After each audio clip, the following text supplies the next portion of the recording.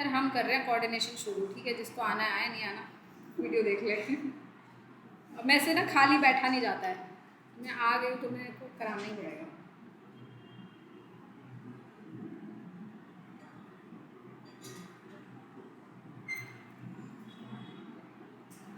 चलिए let's start with coordination.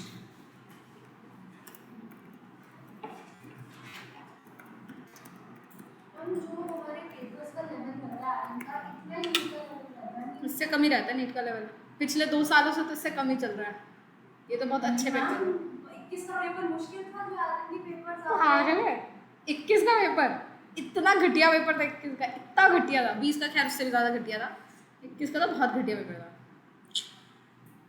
20 का तो बहुत ही घटिया पेपर था। घटिया मतलब बहुत लो लेवल का। हाँ वही तो बात है, बहुत ज़्यादा 20 का पेपर वॉज बहुत ज़्यादा रट्टाफिकेशन बेस्ड, कॉन्सेप्चुअल नहीं था, बहुत रट्टावा चीज़ें आई थी, छोटी छोटी रटी हुई चीज़ें ज़्यादा थी, कॉन्सेप्ट्स नहीं थे। पिछले 2 सालों में तो जो रहा है उससे लो ही रहा है, लो रहा है। मतलब ये वाले पेपर्स बहुत सही है, बहुत यूनिकली डिजाइंड है।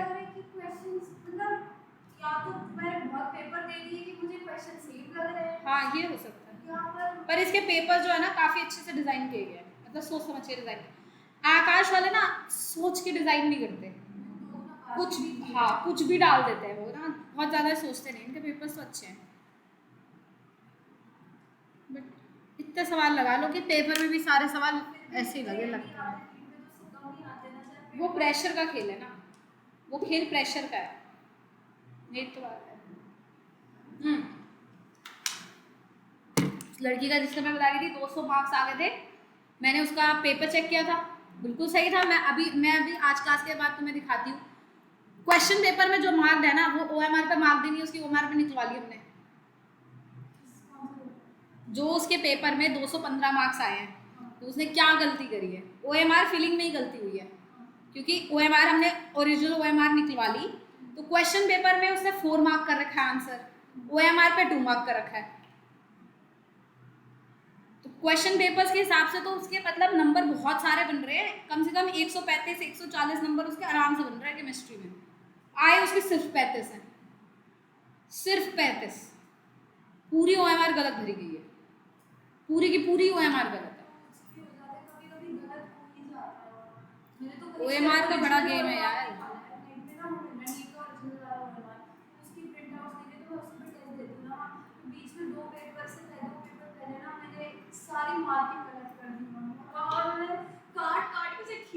काटने अब तो नहीं काट सकते ना, असली पेपर में तो नहीं काट सकते ना, वो तो तुम फिर सोच लेते नंबर गए, कुछ नहीं आया, 0 पेपर है।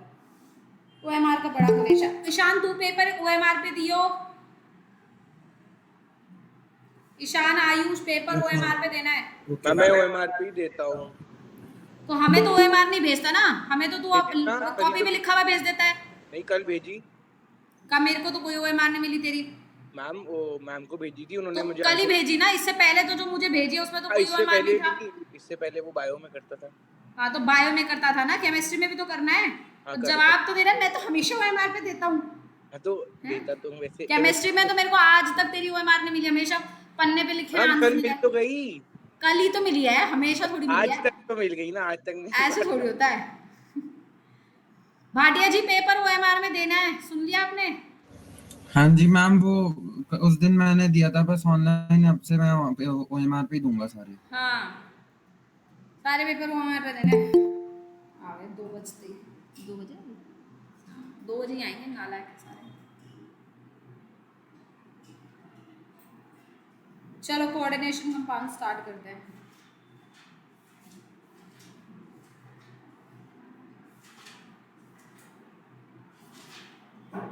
अब आप सबको पता ही है कितना इम्पोर्टेंट चैप्टर है, इससे कम नहीं तो 3 से 4 क्वेश्चन तो पक्के हैं।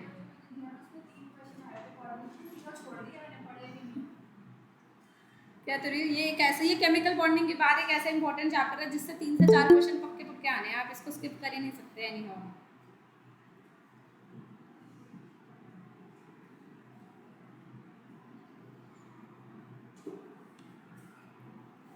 Good afternoon ma'am.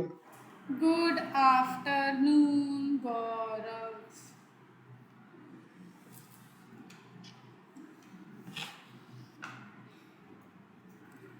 चलिए let's start with coordination compound. सबसे पहले दो डेफिनेशंस हम लोग करेंगे कोऑर्डिनेशन कंपाउंड्स को डिस्कस करने से पहले। एक है डबल सॉल्ट और एक है कोऑर्डिनेशन कंपाउंड्स। इन दोनों में डिफरेंस कहाँ पर है? What is the difference between double salt and coordination compounds?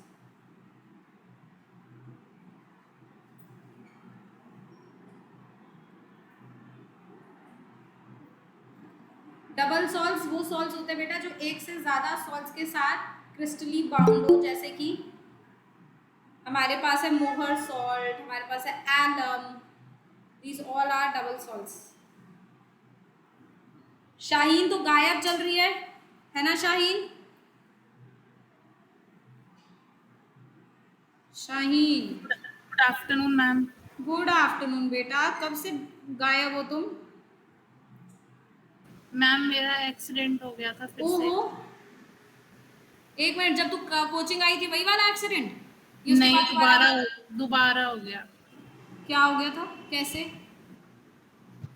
Ma'am इस बार मेरी कोई गलती नहीं थी, फर्क नहीं पड़ता, वो सामने वाली ने इंडिकेटर बेटा जो तुझे indicator लगे नहीं दिया। उससे क्या फर्क पड़ता है? और मैंने तुझे मना किया था ना घर से मत निकलियो, फिर क्यों निकली थी तू घर से? मैम टेस्ट देने गई थी सर का। ज्यादा तो नहीं लगी? ज्यादा नहीं है पर दर्द हो रहा है थोड़ा सा।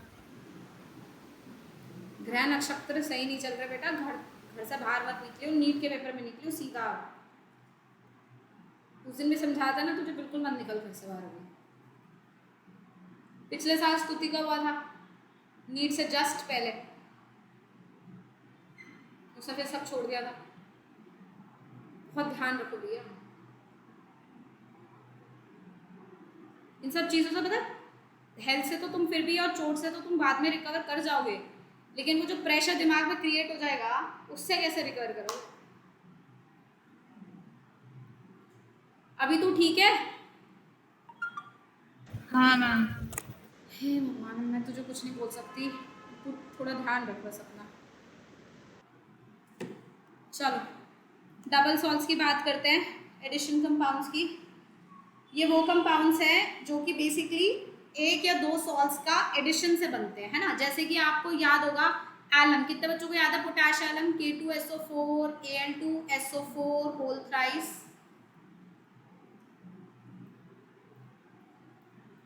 .24 वाटर मॉलिक्यूल। क्या हम देख पा रहे हैं इसमें दो सॉल्ट्स है ना? Mohr salt, this is potash alum, Mohr salt.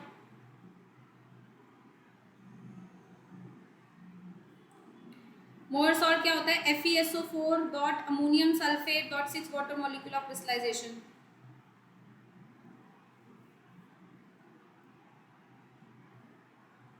ये ऐसे सॉल्ट्स है जिनमें ऑब्वियसली आपको दिख रहा है एक से ज़्यादा सॉल्ट्स है, एंड मोरओवर जब आप किसी भी डबल सॉल्ट को पानी में डालोगे या उसका एक्वस सोल्यूशन बनाओगे तो ये अपने सारे आयंस में टूट जाएगा, क्योंकि है तो ये नॉर्मल सॉल्ट ही। जैसे NaCl को पानी में डालता है तो Na+ और Cl- हो जाता है ना, वैसे तुमने अगर सपोज पोटैश एलम को पानी में डाला इसको, तो ये पूरा का पूरा किस में टूट जाएगा? पोटेशियम आयंस में, सल्फेट आयंस में, एल्यूमिनियम आयंस में, सारे के सारे आयंस में टूट जाएगा।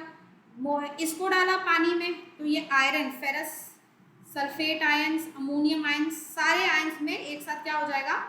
टूट जाएगा।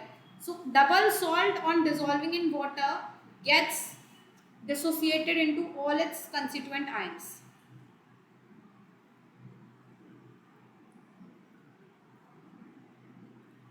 Dissociates into all its constituent ions.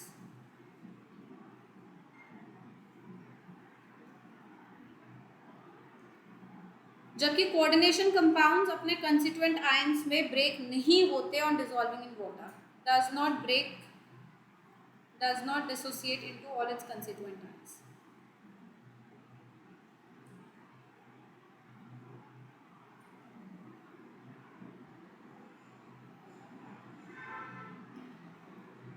does not get dissociated into all its constituent ions. For example, हमारे पास है K4FeCN6।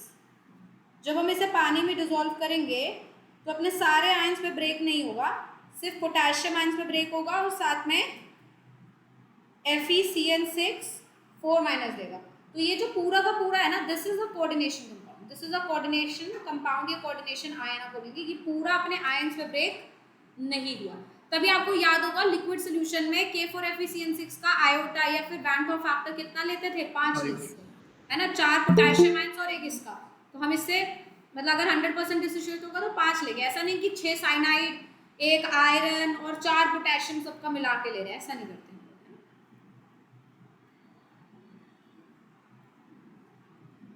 तो सबसे पहला बड़ा डिफरेंस जो उनके बीच में है वो यही है कि they get dissociated into constituent ions and coordination compound does not.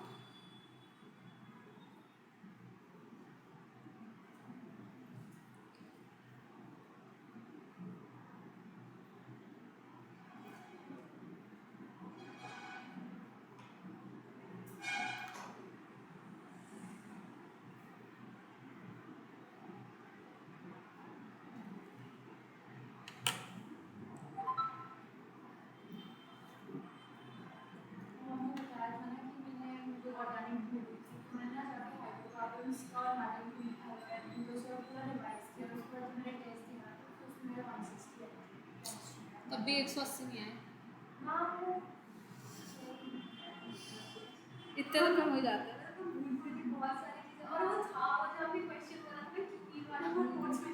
तुम भूल सकती हो ना भाई, तुम्हें कह रही हूँ, मैं नहीं भूल सकती ना, मैंने जो पढ़ा दिया मैं भूल नहीं सकती।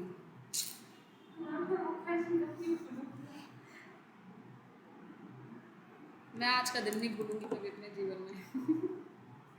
चले आगे, done.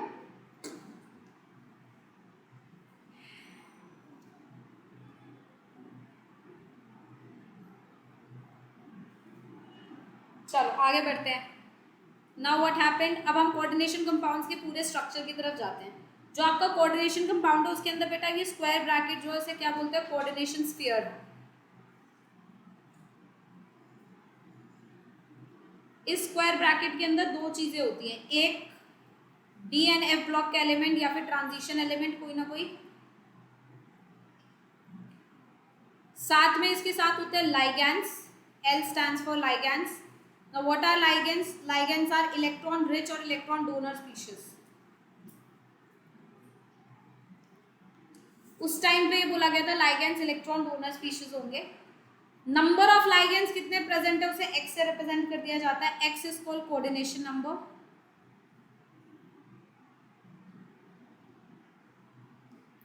So the coordination sphere will basically have the three things.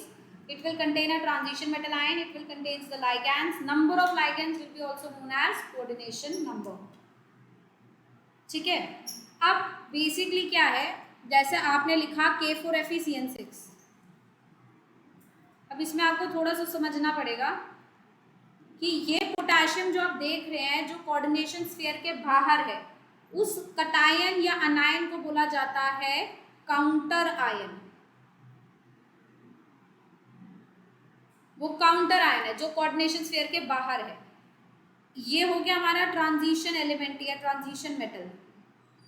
Cyanide इस केस में हमारा हो जाएगा लाइगैंड, और ये 6 बेसिकली हो जाएगा हमारा कोऑर्डिनेशन नंबर।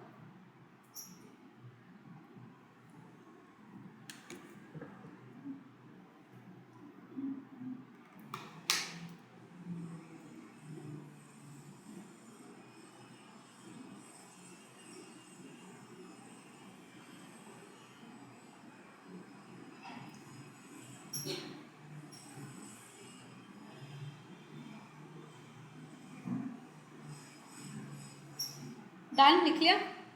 अब ये काउंटर आयन के नीचे जो 4 लिखा है इसका क्या सेंस है, ये काउंटर आयन के नीचे जो 4 लिखा है ये रिस्पॉन्सिबल है इस ट्रांजिशन मेटल आयन को ऑक्सीडेशन स्टेट देने के लिए। जब ये K4FeCN6 टूटेगा तो जैसे मैंने लिखा था ये कैसे टूटेगा, 4K plus and FeCN6 4 minus, तो ये 4 की वजह से यहाँ 4 माइनस आया। साइनाइड जनरली नेगेटिव चार्ज होता है, -1 लेके चलता है, यहाँ पे 6 साइनाइड है तो -6 बाहर 4 माइनस है तो आयरन पे क्या आया +2। तो काउंटर आयन कितने प्रेजेंट है वो डायरेक्टली या इनडायरेक्टली किस चीज को अफेक्ट कर रहा है, वो अफेक्ट कर रहा है मेटल आयन के ऊपर जो स्टेट आ रहा है, मेटल आयन के ऊपर जो ऑक्सीडेशन नंबर आ रहा है वो उसको अफेक्ट कर रहा है। कितने बच्चों को बात समझ आई है? Is that clear? ना इससे पहले हम इनका IUPAC करें, हम लोग पहले इनकी थोड़ी सी बॉन्डिंग को स्टडी करेंगे, जो बेसिक वर्नर थ्योरी है बॉन्डिंग की उसे स्टडी करेंगे, फिर इनके नाम की तरफ जाएंगे।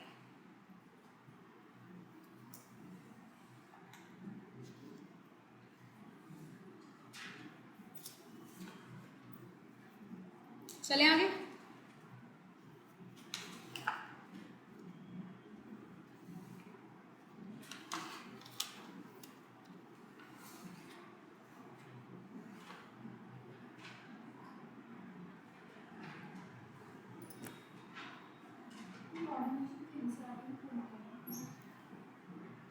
थोड़ा सा लास्ट का कुछ क्वेश्चन पढ़ना होगा वो बताऊंगी। चले आगे, डन। अब जैसे हम लोग सबसे पहले करते हैं basic Werner theory of coordination compounds, फिर इसके IUPAC पे आएंगे, क्योंकि हमें पहले थोड़ा सा उसका बॉन्डिंग का अंदाजा होना चाहिए।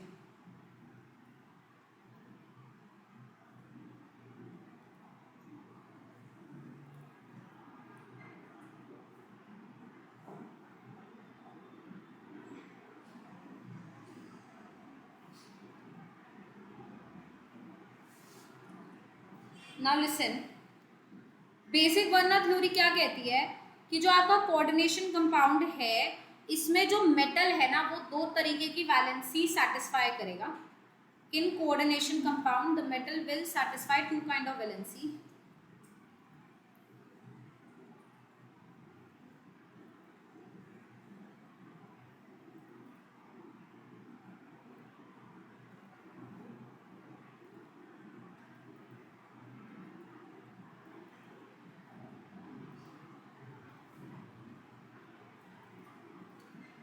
Two kind of valencies, one is the primary valency, other one is the secondary valency.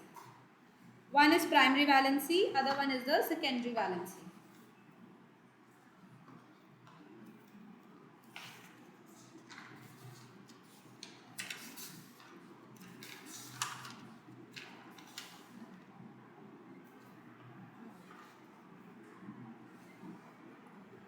Now what is primary valency?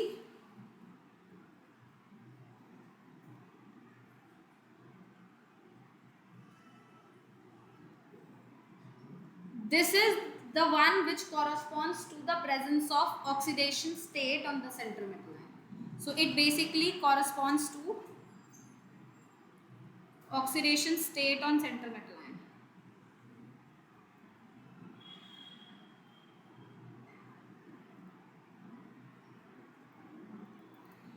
मतलब मेरा कहने का ये है कि सपोज मेरे पास एक कॉम्प्लेक्स है कोबाल्ट अमोनिया 6 Cl3, ठीक है। अब मेरे को कौन बताएगा यहाँ काउंटर आयन कौन सा है जो कोऑर्डिनेशन स्फीयर के बाहर होता है? तो this is the one which is counter ion, है ना। और जब हम इसको डिसोसिएट करेंगे तो 3 Cl अलग हो जाएंगे, जिस वजह से इस पूरे के पूरे कॉम्प्लेक्स पे क्या आएगा +3 और 3 Cl माइनस अलग हो गए। अब +3 की वजह से अमोनिया, क्योंकि न्यूट्रल है अमोनिया पे कोई चार्ज नहीं होता, पूरा का पूरा ये +3 किसके ऊपर आ गया? कोबाल्ट के ऊपर। तो ये जो +3 है ना यहाँ पे, ये इसकी क्या है? Primary valency. तो बेसिकली अगर आप इसको ऐसे सोचो कि कोबाल्ट का आपका कोबाल्ट सेंट्रल मेटल आयन है और वो 6 अमोनिया के साथ बॉन्ड बना रहा है, ठीक है। ये तो जो 6 अमोनिया के साथ बॉन्ड बना रहा है ये तो कोवैलेंट बॉन्ड है प्रॉपर, लेकिन आयनिक बॉन्ड टूटते हैं ना, तो ये वाले बॉन्ड नहीं टूट रहे अमोनिया वाले, वो एज इट इज है। टूटा कौन सा बॉन्ड है? क्लोरीन वाला। तो क्लोरीन के साथ वीक क्या हो रहा होगा? आयनिक इंट्रैक्शन, वेरी वीक आयनिक इंट्रैक्शन। तो ये वीक आयनिक इंट्रैक्शन कॉरस्पॉन्ड कर रहा है कोबाल्ट के ऊपर कौन सा चार्ज? +3 चार्ज। तो ये इसकी क्या है? Primary valency. ये बात सबको समझ आई? अब जो प्राइमरी वैलेंसी है वो आपको दिख रहा है आयोनाइजेबल है, मतलब जब 3 Cl आयोनाइज हुए तभी प्राइमरी वैलेंसी आई है ना। तो primary valency is ionisable in nature.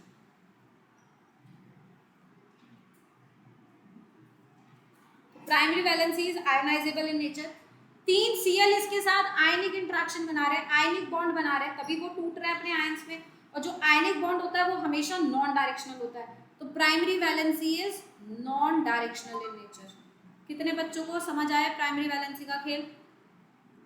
Is that clear? Ayush, Devansh, Yes, ma'am. Shaheen? Yes ma'am. Yes ma'am.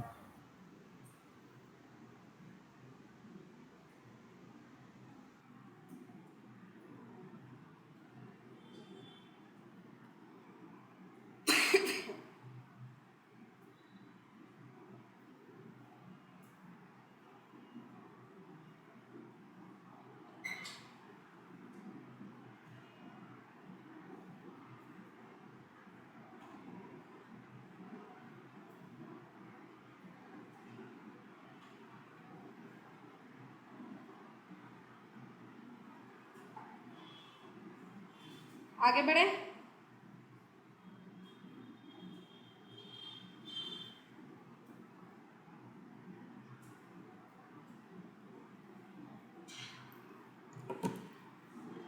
ठीक है, तो ये आयनाइजेबल इन नेचर होती है, नॉन डायरेक्शनल होती है और कॉरस्पॉन्ड करती है oxidation state of centre metal ion.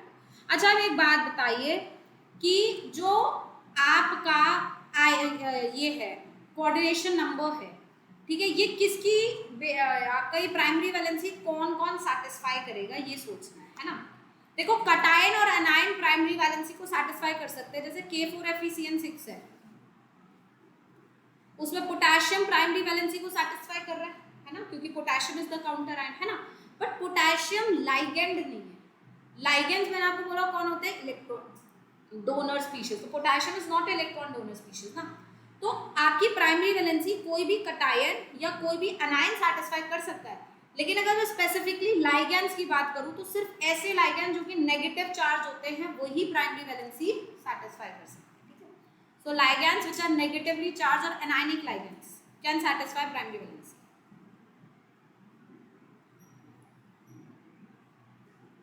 negatively charged can satisfy primary valency.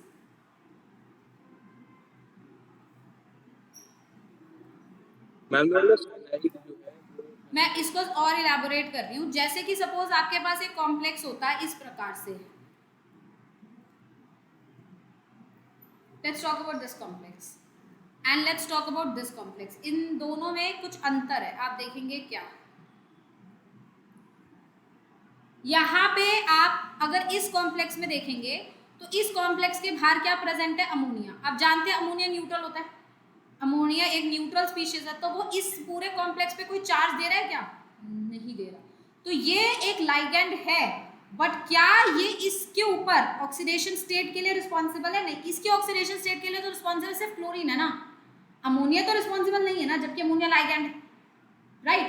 तो कौन सा लाइगेंड इस मेटल के ऊपर प्राइमरी वैलेंसी दे सकता है? सिर्फ वही लाइगेंड अगर वो एनायनिक, क्योंकि एनायनिक लाइगेंड जब टूटेगा तो पूरे कॉम्प्लेक्स पे चार्ज आएगा और वो चार्ज की वजह से इसके ऊपर भी कोई पर्टिकुलर चार्ज आएगा, है ना।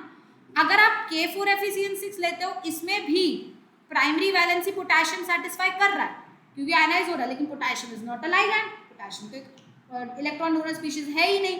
तो इलेक्ट्रॉन डोनर स्पीशीज दो तरीके के देख सकते हैं, तो नेगेटिव या तो न्यूट्रल। बट न्यूट्रल वाले आयोनाइज नहीं होंगे, hence will not be giving the oxidation state, will not be responsible for the oxidation state. तो अगर लाइगेंड्स की बात करेंगे, सिर्फ ऐसे लाइगेंड जो कि नेगेटिवली चार्ज है वही प्राइमरी वैलेंसी को क्या कर पाएंगे? कंट्रीब्यूट कर पाएंगे या सेटिस्फाई कर पाएंगे। कितने बच्चों को समझ आई ये बात? आयुष क्लियर है बेटा? दोबारा बताओ। तो मतलब जो ये वाला कॉम्प्लेक्स है पोटेशियम वाला, इसमें साइनाइड होगा मतलब? नहीं नहीं, साइनाइड क्यों होगा? वो थोड़ी काउंटर आयन है, काउंटर आयन ये है, पर this is not a ligand ना। Ligand, okay okay okay. मतलब तो जो ये कर रहा है सेटिस्फाई, बट लाइगेंड नहीं है ये। ठीक है। क्या बोल, वापस से बोलूं? नहीं मैम, समझ गया, जो प्राइमरी वैलेंसी को सेटिस्फाई कर रहा है पर वो लाइगेंड नहीं है ना। हाँ, ये वो है। और अगर लाइगेंड होना चाहिए जो प्राइमरी वैलेंसी को सेटिस्फाई करे, तो वो कम से कम एनायनिक तो होना ही चाहिए, है ना। फिर क्लोरीन हो गया।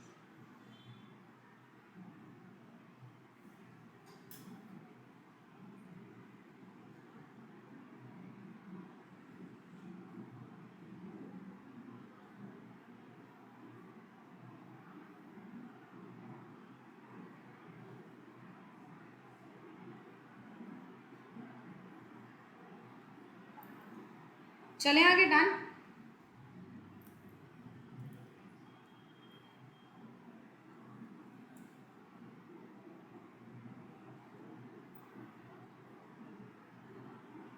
मेरे को फिर से बताओगे फिर से बताऊं क्या?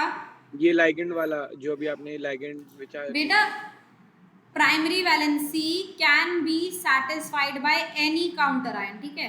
जी कोई भी काउंटर आयन जो है वो प्राइमरी वैलेंसी सेटिस्फाई करेगा। पोटेशियम सेटिस्फाई कर रहा है प्राइमरी वैलेंसी को, क्लोरीन सेटिस्फाई कर रहा है प्राइमरी वैलेंसी को। हाँ लेकिन अगर स्पेसिफिकली लाइगैंड्स की बात करूं तो लाइगैंड सिर्फ नेगेटिव वाले ही सेटिस्फाई कर पाएंगे, क्योंकि पोटेशियम सेटिस्फाई कर रहा है but this is not a ligand, ligand. ठीक है? तो मतलब अगर लाइगैंड्स पूछेंगे तो सिर्फ बोलना नेगेटिव तो चार्ज वाले लाइगैंड्स प्राइमरी वैलेंसी को कंट्रीब्यूट करते हैं, ओके ठीक है? जी इज दैट क्लियर? आगे बढ़ूं? तो ये हुआ हमारा प्राइमरी वैलेंसी जो कि कॉरेस्पॉन्ड करता है oxidation state on central metal ion. Next is secondary valency. Ma'am 2 minute कर दीजिए। हाँ, अन्वेषा तू टेस्ट नहीं दे रही ना? Anvesha, yes ma'am. तेरा टेस्ट सीरीज का क्या चल रहा है भाई? मेरे पास कोई अपडेट नहीं आ रहा तेरा किसी भी एंड से। मैम इस संडे को है। और इससे पहले वालों का अपडेट का है? वो वाले तो खत्म हो गए। वो वाले खत्म हो गए, और बीच के जो तुझे देने थे जो हमारे वाले हैं वो कब देगी? संडे को? संडे को तो ऑफलाइन वाला है। अच्छा, और इससे पहले कोई नहीं हुआ? नहीं। तो हमारे ही दे देती, इतना टाइम क्यों वेस्ट कर रही थी? हाँ मुझे देने थे। देने थे तो फिर क्या हुआ? भूल गई? नहीं याद तो था। फिर मैंने आलस कर ली। हाँ थोड़ा सा। बेटे ये आलस तुम करोगी तो फिर नीट कैसे निकालोगी? हैं?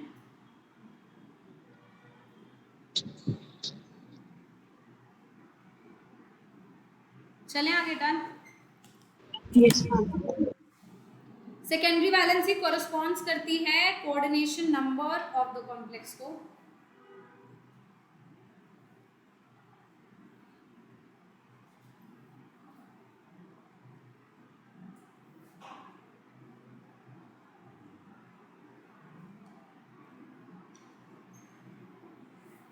corresponds to coordination number of the complex। मतलब जो आपका सेकेंडरी वैलेंसी है वो क्या होगी? जैसे K4FeCN6 है तो सेकेंडरी वैलेंसी साइनाइड सेटिस्फाई कर रहा होगा ना, क्योंकि कोऑर्डिनेशन नंबर तो 6 है, ठीक है? तो सेकेंडरी वैलेंसी बेसिकली एक तरीके का कोवलेंट बॉन्ड है, और कोवलेंट बॉन्ड हमेशा क्या होते हैं? डायरेक्शनल होते हैं। So it is directional in nature. और क्या ये कोऑर्डिनेट, ये वाला जो बॉन्ड है ये टूट रहा है, साइनाइड अलग हो रहा है? नहीं, तो it is non ionisable in nature.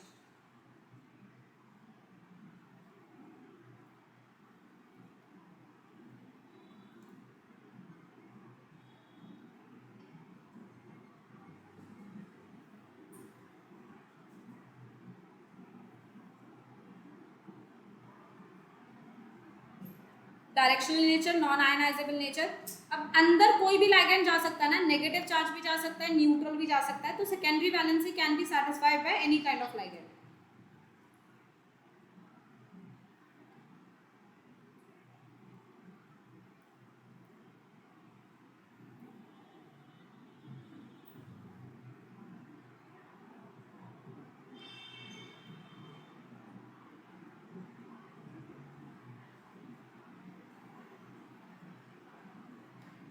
तो secondary valency can be satisfied by any kinds of ligands, positive, neutral और whatever, ठीक है? अब एक एग्जांपल के तौर पे आप इसे समझाते हैं। फॉर एग्जांपल मेरे पास एक कॉम्प्लेक्स है जो कि है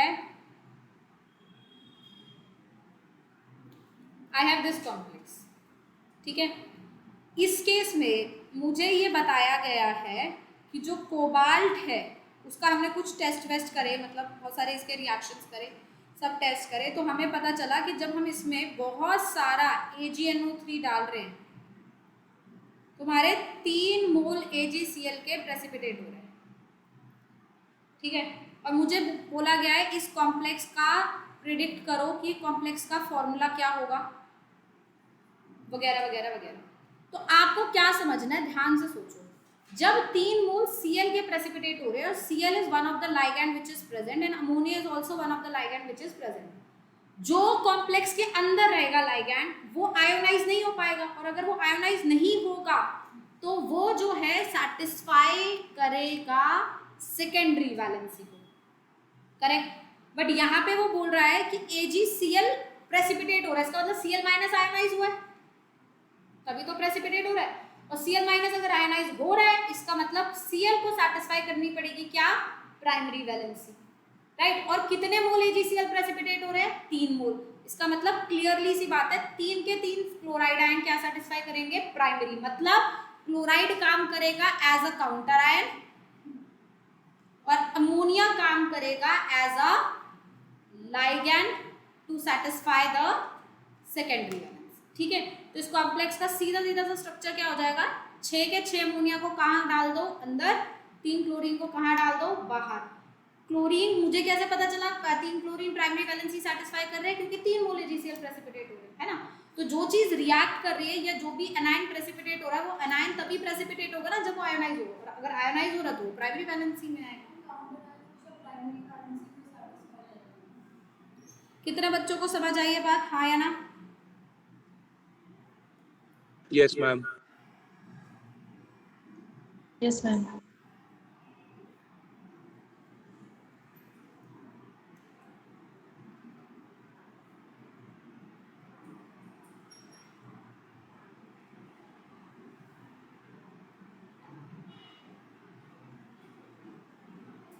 मैम अगर 2 ही मोल AgCl, हाँ जी, अगर 2 ही मोल AgCl बनते तो 1 क्लोरीन नहीं होता ना आयनाइज, तो हाँ अभी वही वाला करा रही हूँ, आगे बढ़ो।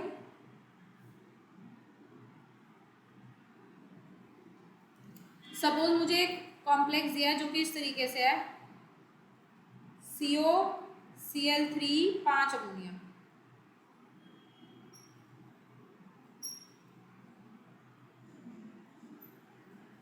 ये है, ठीक है। अब इस केस में वो आपसे कह रहा है कि मैंने जब इसमें AgNO3 बहुत सारा डाला है ना एक्सेस में, तो ऐसा है हमारा 2 मोल AgCl का प्रेसिपिटेट होगा, ठीक है जी। अब बताओ इसका क्या मतलब है, इसका क्लियर सा मतलब ये है कि 2 Cl माइनस आयन्स आयोनाइज हुए होंगे, तो 2 Cl माइनस आयोनाइज हुए मतलब 2 ही क्या सैटिस्फाई करेंगे, प्राइमरी वैलेंसी, ठीक है। पर अपने पास कितने हैं, 3, मतलब 1 जाएगा सेकेंडरी वैलेंसी, तो कोबाल्ट अमोनिया तो सीधा आएगा अंदर ही, क्योंकि अमोनिया तो प्राइमरी वैलेंसी सैटिस्फाई कर नहीं सकता, 1 Cl भी अंदर जाएगा, 2 Cl भी। बात आई समझ सबको, हाँ या ना? Yes ma'am. Yes ma'am.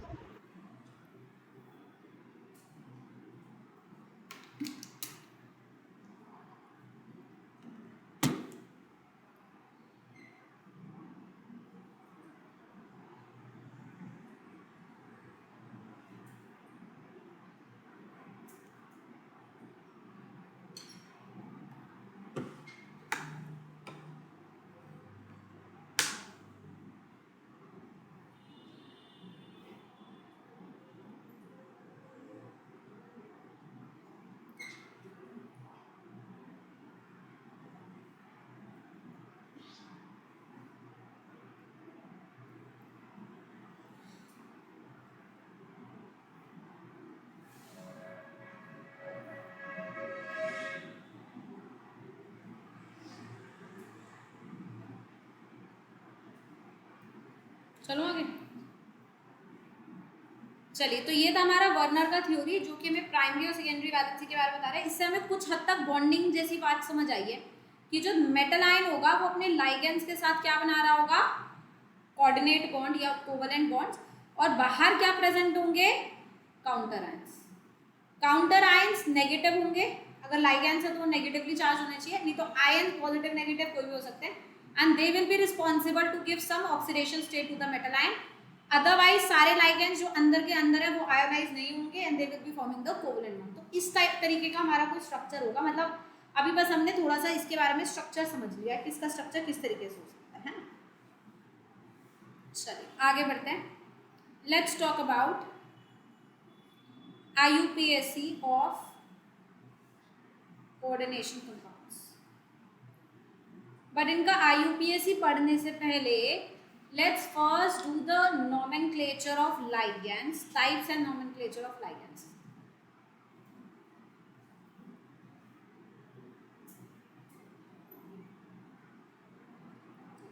क्योंकि लाइगेंड्स का नाम हम वही रखेंगे IUPAC में जो हम लोग इनको अभी जहाँ यहाँ पे जो लिखेंगे, जैसे अमोनिया है, ठीक है, तो हम अमोनिया बोलते हैं but as a ligand it's not ammonia, it's amine. तो आपको देखना पड़ेगा कि वो क्या लाइगेंड है। तो जो लाइगेंड का नाम हम यहाँ लिखेंगे वो लाइगेंड का IUPAC नाम ही होगा और वही उसके कंपाउंड के नोमेनक्लेचर में भी काम आएगा। लाइगेंड जैसे मैंने आपको बोला होते कौन है? Electron donor species. और ये जो लाइगैंड्स हैं ये मेटल आयन के साथ कोऑर्डिनेट या कोवलेंट सॉर्ट ऑफ बॉन्ड बना रहे होते हैं ना। लाइगैंड्स हमारे बहुत सारे तरीके से क्लासीफाई किए जाते हैं। हम इन लाइगैंड्स को सबसे पहले क्लासीफाई कर रहे हैं on the basis of charge. तो चार्ज क्लासिफिकेशन कर रहे हैं इसका। हर्ष, तूने टेस्ट दिया था कल वाला जेई का? कल नहीं दिया था मैम, क्यों? हम उससे पहले दिया था। हाँ मुझे पता है, उसमें तो तूने बहुत झंडे गाड़े हैं ना, 200 के ऊपर नंबर आ रहे हैं तेरे, है ना? जो कल नहीं दिया था, अरे ये तो बहुत लो लेवल है मैम, हमारे बस की कहाँ है। इतने अच्छे टेस्ट दे रहे हैं, मतलब इतने अच्छे नंबर आ रहे हैं तेरे, क्यों नहीं दिया था? ज़रा रीज़न दे मुझे पहले, और वैलिड रीज़न होना चाहिए। हाँ बोल। कोई रीज़न नहीं होगा, हमें पता है तू ठीक हो गया, अब हम तुझे डांट सकते हैं। चलो चार्ज क्लासिफिकेशन में सबसे पहले आते हैं नेगेटिवली चार्ज लाइगेंड्स।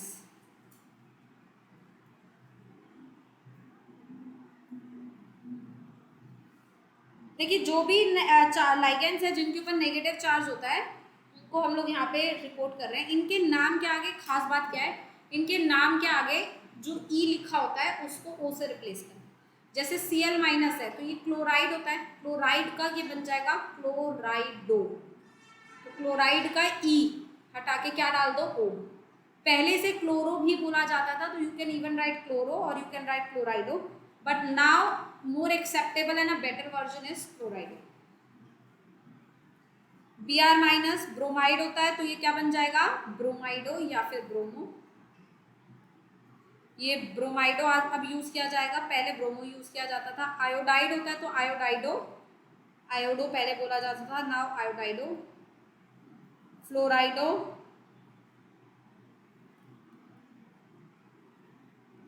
फ्लोरो पहले बोला जाता था। सल्फाइड H2 माइनस है, सल्फाइड बोला जाएगा सल्फाइडो। N-3 अजाइड, अजाइड को अजाइडो।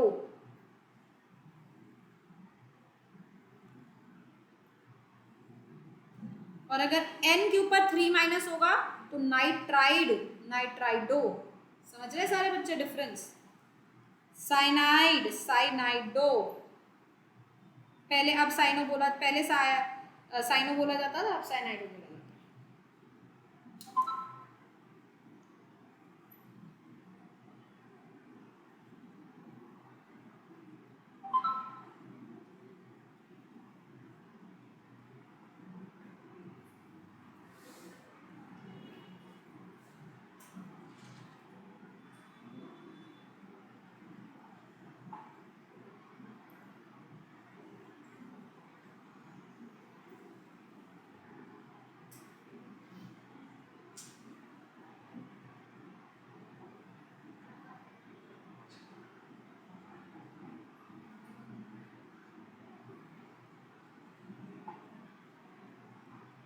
चलें आगे।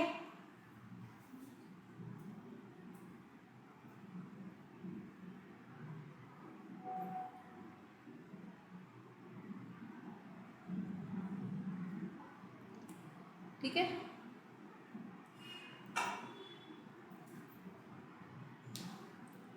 सब नेगेटिव चार्ज लाइगेंस। अब नेगेटिव चार्ज लाइगेंस में हमारे पास आता है carbonate, carbonato, oxalate, oxalato, OXV representation होता है। Sulphate, सल्फेटो,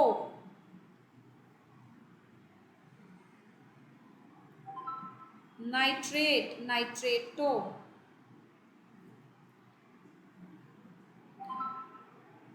acetate, एसीटेटो,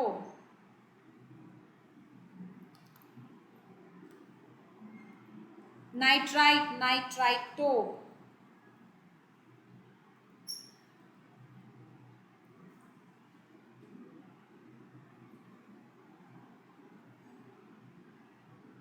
nitrito. अब जरा इनमें थोड़ा थोड़ा सा डिटेल हम लोग और समझते हैं।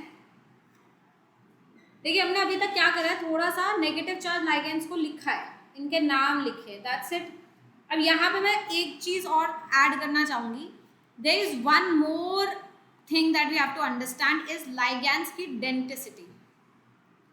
डेंटिसिटी होता है number of sites through which या by which ligands attack simultaneously.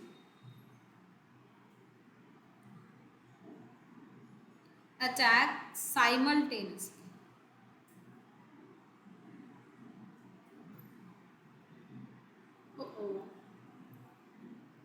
Number of sites by which ligands attack simultaneously to the metal. अब आप ऑक्सैलेटो को देखें तो ऑक्सैलेटो में आप देखेंगे ऑक्सीजन के पास नेगेटिव है, तो इस लाइगैंड के पास 2 डोनर साइट है और ये दोनों डोनर साइट एक साथ मेटल पे जुड़ेगी, तो ऑक्सैलेटो को बोला जाएगा इट्स अ बाइडेंटेट लाइगैंड। कितने बच्चों को समझ आई ये बात?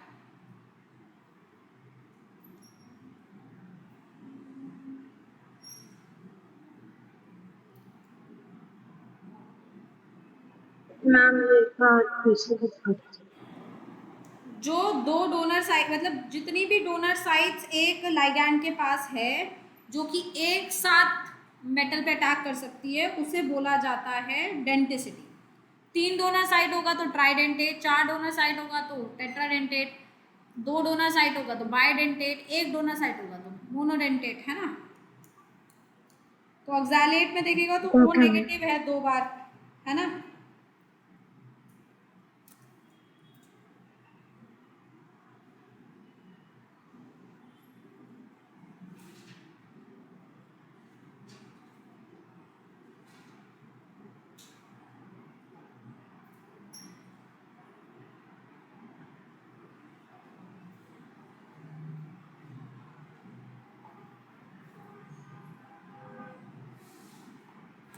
चले आगे।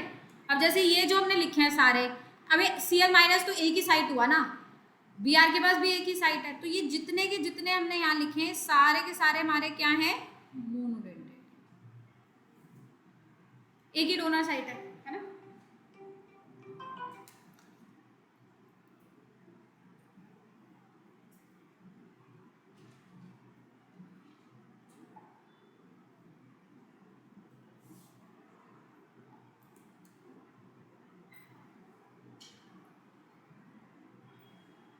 ठीक है, अब आप इधर आओ, थोड़ा सा और डिटेल देती हूँ। सबसे पहले जरा कार्बोनेटों पर आते हैं। Carbonate, carbonate C double bond O, O minus O minus, ऐसे होता है कार्बोनेट, ठीक है। इसके बाद दिखने में कितनी डोनर साइट है, 2। तो कार्बोनेट, अब में आप एक चीज और देख रहे हैं कि जब ये एक दोनों डोनर साइट से मेटल से जुड़ेगा तो मेटल के साथ कोई बहुत अच्छी रिंग तो नहीं बनेगी, 4 कार्बन की रिंग, 4 एटम की रिंग बनेगी। तो रिंग स्टेबिलिटी भी इंपॉर्टेंट होती है, आप लोग जानते ही हैं कि जब साइक्लिक स्ट्रक्चर बन रहा होता है रिंग स्टेबिलिटी बहुत इंपॉर्टेंट है। तो ये बाइडेंटेट की जैसे हो तो सकता है, पर सिर्फ बाइडेंटेट होगा ऐसा बोलना 100% सही नहीं होगा, क्योंकि ring is not very stable. तो कार्बोनेट को बोला जाता है फ्लेक्सीडेंटेट। फ्लेक्सी मतलब कभी बाय, जरूरत पड़ेगी तो बाय, नहीं तो नॉर्मल मोनोडेंट, ठीक है। It can change it's denticity. But oxalate को अगर आप बहुत ध्यान से देखते, so how many of you can actually understand कि जब ये मेटल से जुड़ेगा it will be forming a 5-membered ring and 5-membered ring is stable, hence oxalate is bidentate, इससे कोई दिक्कत नहीं होगी, है ना। सिमिलरली सल्फेटो भी होगा अगर, तो वो इस तरीके से होगा O माइनस O माइनस, तो मेटल से जुड़ेगा तो 4 मेंबर की रिंग बनेगी, दैट्स नॉट वेरी स्टेबल। तो even sulfato will be considered as flexidentate. समझ आई बात सबको, हाँ या ना?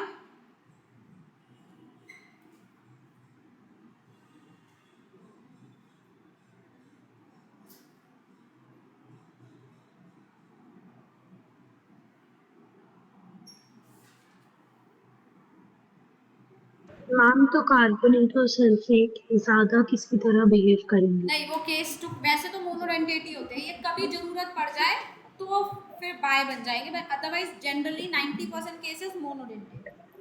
ओके.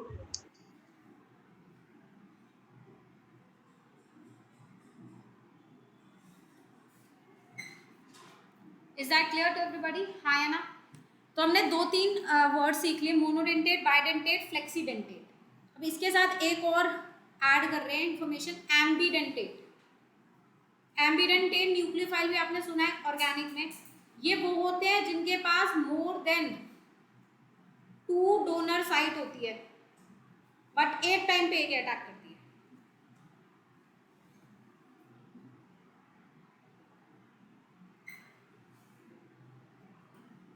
तो जैसे साइनाइड है, ये है तो मोनोडेंटेट है ना, एक डोनर साइट है, इसकी अपनी डेंटिसिटी थोड़ी बदलेगा, रहेगा तो क्या मोनोडेंटेट. लेकिन कभी कार्बन से करता है तो साइनाइडो बोल देते हैं, नाइट्रोजन की साइड से अटैक करेगा आइसोसाइनाइडो बोल देंगे, पर होगा ये मोनोडेंटेट ही. तो ये अपनी डेंटिसिटी नहीं चेंज कर रहा, डेंटिसिटी उसकी सेम है, बट वो अपने डोनर एटम्स को स्विच कर सकता है, hence it is called ambidentate. कितने बच्चों को समझ आई है बात?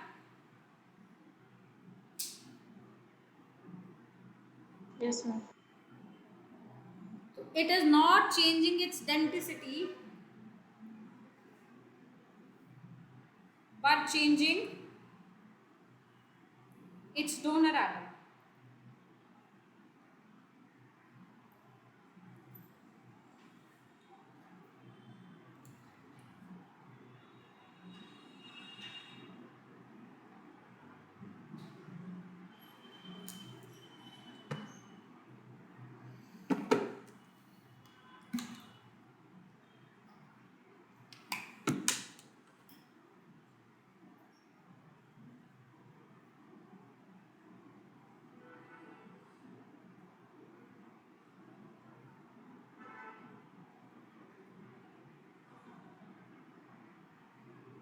Shall we proceed?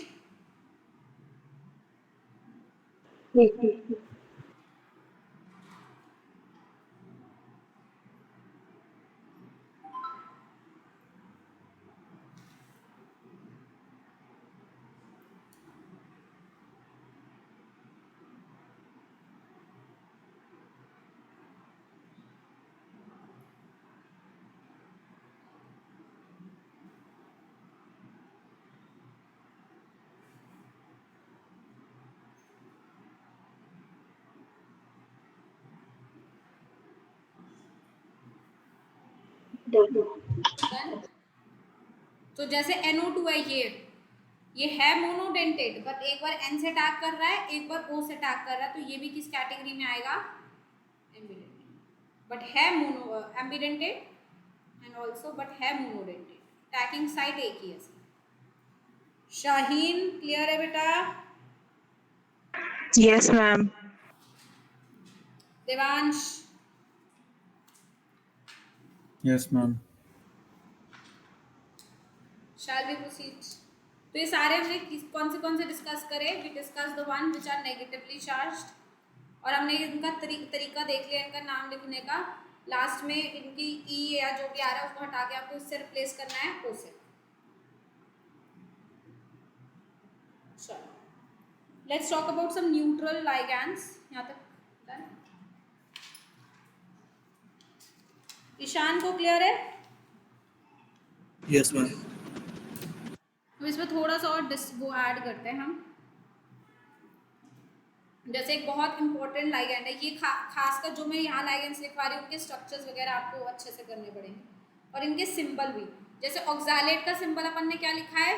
OX. तो सिंबल भी आपको लिख कर दे देंगे, तो आपको पता होना चाहिए आप किसकी बात कर रहे हैं. ठीक है, let's talk about GLY, glycinato. Glycinato क्या है? ये बेसिकली ग्लाइसिन है। कौन जानता है what is glycine and what is its structure? Amino acid.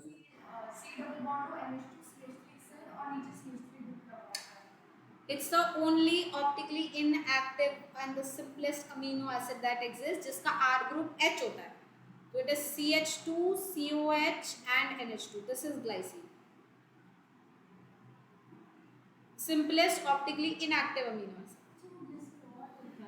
वो CH2 है, CH2H होता है। पता नहीं क्या बोल दिया। ग्लिसरीन, ग्लिसरॉल, ग्लाइसिन सब अलग है। ठीक है, हम बोल रहे हैं glycinato.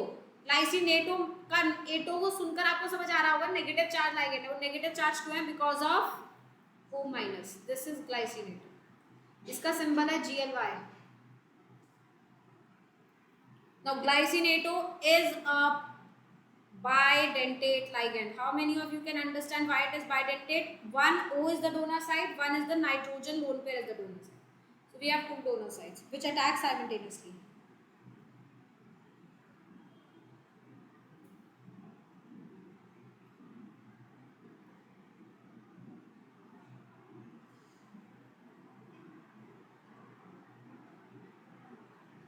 Next is acetyl acetonato.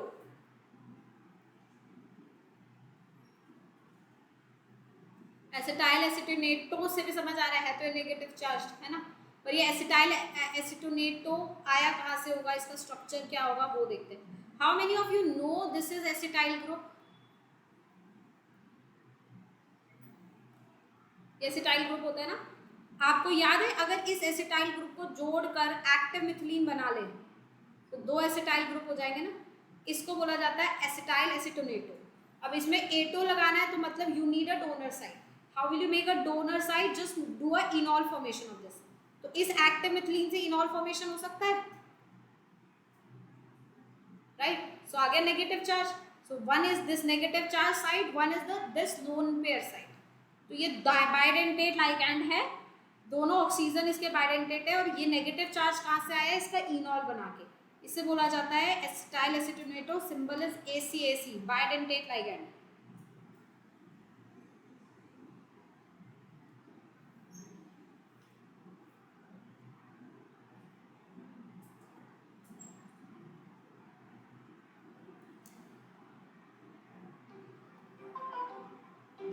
Hello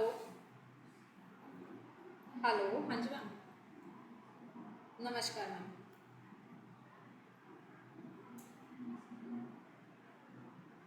Google pay से हो जाएगी मैम? हाँ मैम, ठीक है।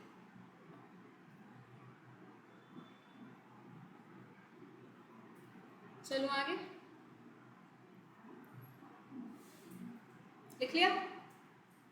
सिमिलरली एसिटाइल एसिटोनेटो वैसी आती है DMG, डाइमिथाइल ग्लाइऑक्सीमेटो। फिर से लास्ट में O सुन के समझ आ रहा है नेगेटिव चार्ज है, ठीक है। अब ये बहुत इंपॉर्टेंट लाइगेंड है क्योंकि इससे बड़ा इंपॉर्टेंट कॉम्प्लेक्स बनता है nickel DMG, brick red colour. Nickel DMG is one of the favourite for the examiner.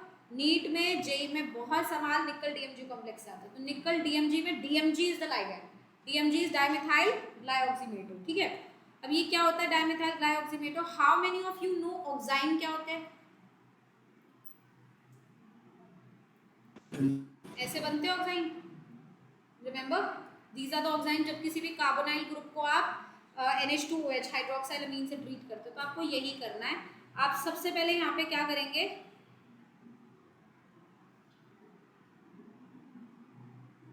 ऑक्साइन बनाएंगे, डाइमिथाइल ग्लाइऑक्साइन।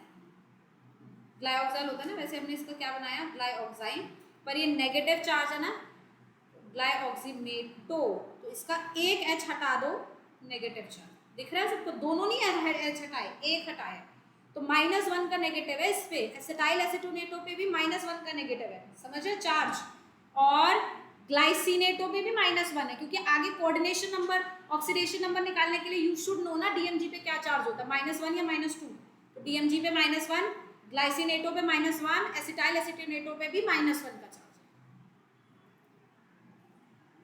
है। अब यहाँ पे 2 डोनर साइट होती है, बहुत ध्यान से सुनेंगे, ये तो सबसे इंपॉर्टेंट बात है DMG की। यहाँ डोनर साइट अगर आप देखोगे तो 4 दिख रही होंगी, O-, nitrogen lone pair, nitrogen lone pair, O के लोन पेयर दिख रही है 4। लेकिन जब ऑक्सीजन और नाइट्रोजन साथ में हो तो nitrogen is the preferable donor site, क्योंकि nitrogen is less electronegative, hence can easily give the electron. तो यहाँ डोनर साइट ऑक्सीजन नहीं है, यहाँ डोनर साइट नाइट्रोजन। समझ आई बात सबको, हाँ या ना? तो ये बाइडेंटेट है।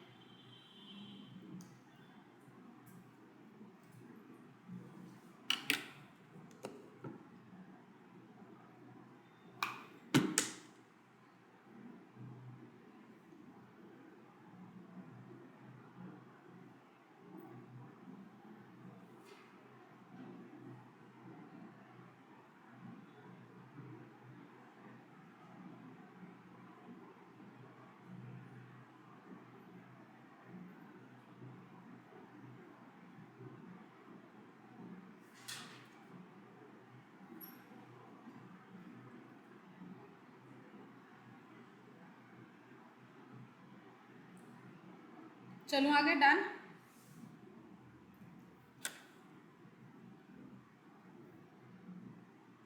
शैल वी प्रोसीड?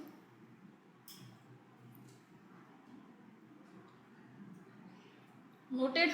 अब पता है निकल DMG में क्या सबसे इंपॉर्टेंट चीज आती है? निकल DMG होल ट्वाइस करके कॉम्प्लेक्स बनता है। It has a bright red colour precipitate. तो बेसिकली ये कैसे बनेगा, आप ध्यान से अगर देखोगे तो निकल यहाँ होगा, DMG दोनों तरफ से जुड़े होंगे, बाइडेंटेट है ना, पर दोनों तरफ से जुड़ा किससे होगा भाई? नाइट्रोजन से। यहाँ O- रह गया,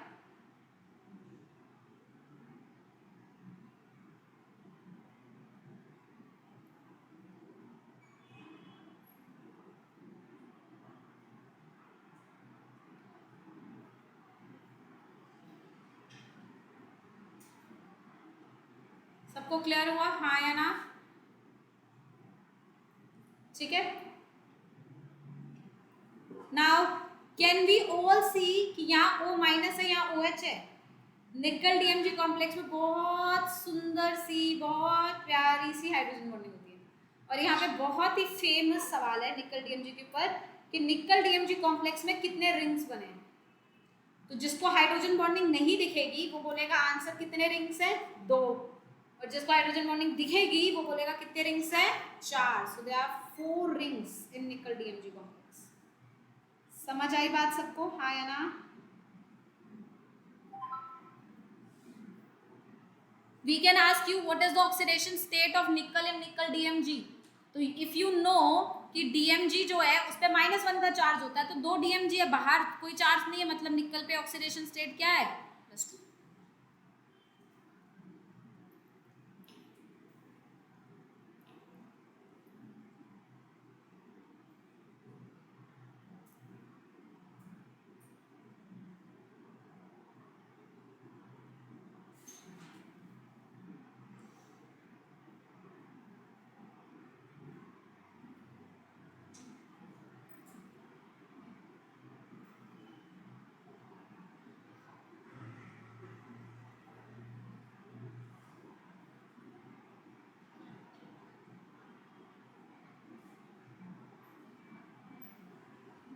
आगे बढ़ूं? Done. So these are about the certain complexes which are bidentate and are negatively charged. Let's talk about some neutral ligands.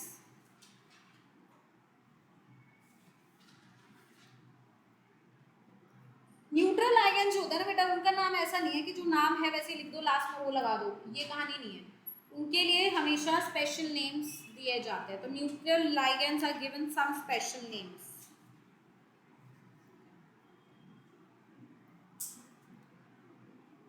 इनको हम लोग स्पेशल नेम देते हैं। हम इनको ऐसे, ये नहीं कि इनके नाम के आगे बस O लगा दो, A लगा दो तो ये बन जाएंगे, नहीं, we have to give them special names. Neutral तो अब पढ़ेंगे ना, इससे पहले तो सारे नेगेटिव है, सब पे एक एक नेगेटिव चार्ज नहीं है। नेगेटिव, बाइडेंटेट, ट्राइडेंटेट वो सब है इसमें, है ना।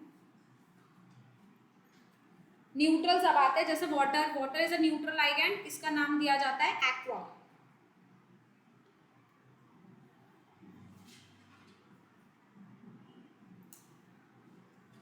Ammonia is the neutral ligand, नाम दिया जाता है अमाइन। अमाइन में नोटिस करेंगे डबल एम है।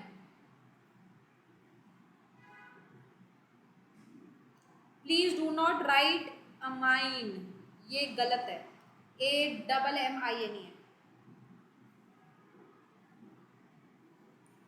CO को नाम दिया जाता है कार्बोनाइल, NO को नाम दिया जाता है नाइट्रोसाइल,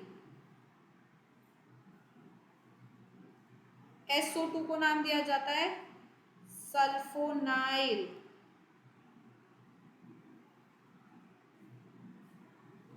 ये सारे स्पेशल नेम है, सारे के सारे मोनोडेंटेट है। डेंटेटिसिटी सबकी 1 है। PH3 फॉस्फीन, ये भी मोनोडेंटेट ही है।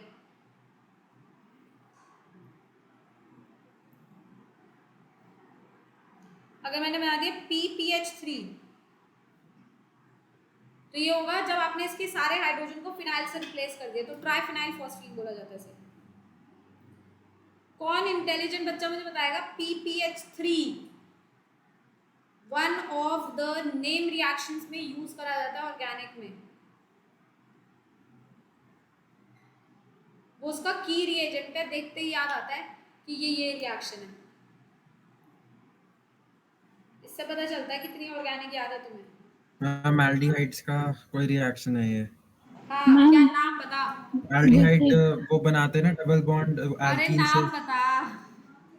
नहीं वो नाम नहीं याद, एल्कीन से वो डबल बॉन्ड मैम को मुझे याद है। सीधा CHO में कन्वर्ट कर देते हैं। कार्बोनाइल से एल्कीन बनाने में यूज होता है मैम विटेक। विटेक। ट्राइफिनाइल फॉस्फीन यूज करता है। अब ये हालत है हमारी, 1 महीने बाद पेपर है।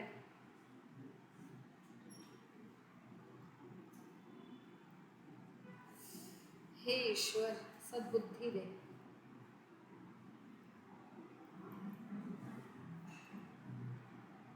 These are all monodentate, okay? CH2NH2, CH2NH2 ये एक और न्यूट्रल लाइगैंड है, इसे बोला जाता है इथाइलीन डायअमीन। इथाइलीन डायअमीन।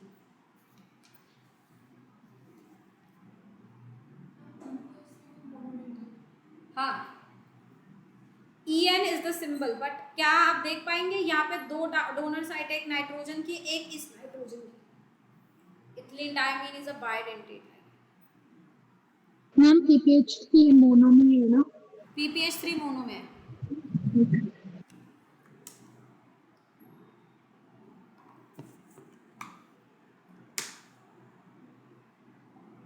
ठीक है जी, अपन ना इसी को बढ़ा रहे हैं, ध्यान देना।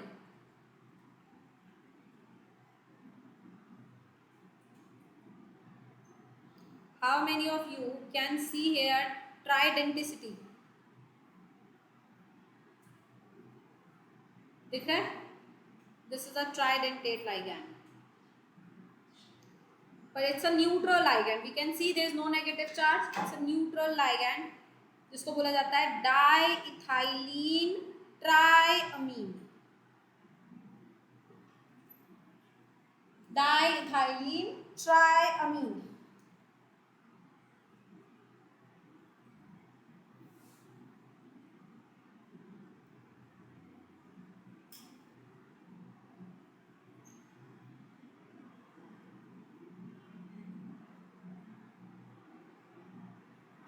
अब एक डबल एम आएगा, एम आएगा कितने? Diethyl ट्राइअमीन। TRIAMINE।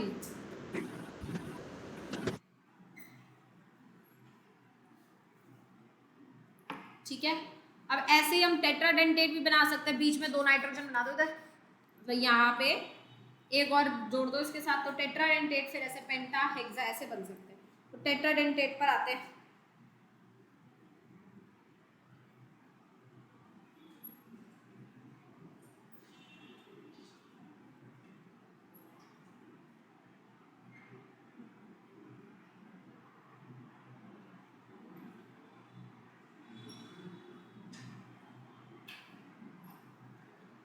How many of you can see tridenticity? 1 2 3 4 can we see? तो इसे क्या बोलेंगे? इथाइलिन ग्रुप आपको 3 जगह दिख रहे हैं, 1 जगह, 2 जगह, 3 जगह, 3 इथाइलिन ग्रुप है ना। तो ट्राई इथाइलिन, अमीन कितने हैं? 4, तो टेट्रा अमाइन।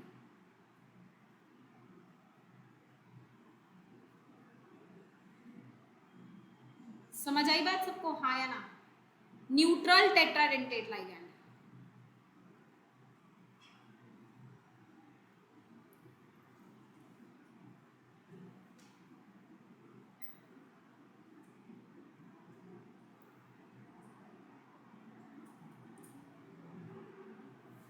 आगे बढ़े। ऐसे ही पेंटा भी होता है, बट मैं सीधा आप लोगों को हेक्साडेंटेट पे लेके जा रही हूँ क्योंकि हेक्साडेंटेट से सवाल पूछा जाता है। अभी तक सबसे हायर डेंटिसिटी हेक्साडेंटेट की देखी गई है and that is EDTA, ethylene diamine tetra acetic acid, EDTA।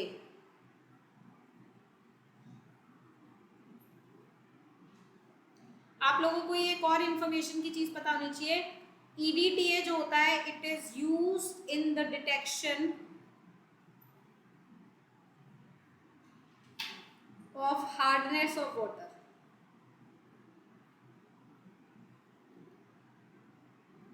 Now what, how हमने तो हाइड्रोजन में हार्डनेस ऑफ वाटर पढ़ा, उसमें तो हमने EDTA नहीं यूज किया।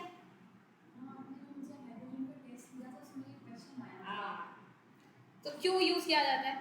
एक्चुअली क्या है कि हमने जो करा है, ठीक है, उसमें आपने डिग्री ऑफ हार्डनेस क्या होगा, और डिग्री ऑफ हार्डनेस में दे देते हैं ना कि water contains this milligram of calcium ion, this milligram of. अपन को कैसे पता है इतना मिलीग्राम कैल्शियम आयन का? कोई तो तरीका होगा निकालने का, तभी तो डिग्री ऑफ हार्डनेस निकलेगी ना। वो तरीका EDTA। EDTA के लिए मतलब बहुत सिंपल सी तरीका होता है। आप हार्ड वाटर लेते हो,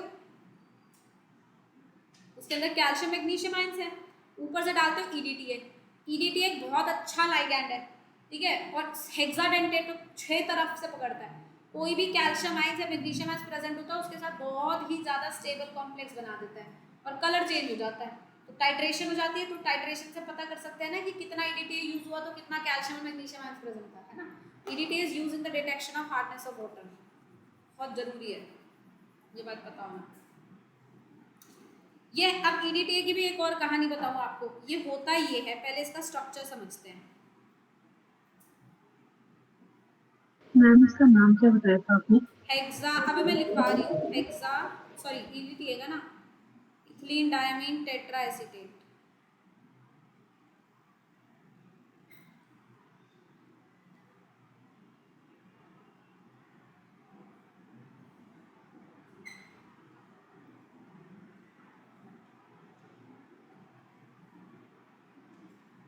इसका नाम है इथाइलिन डायमीन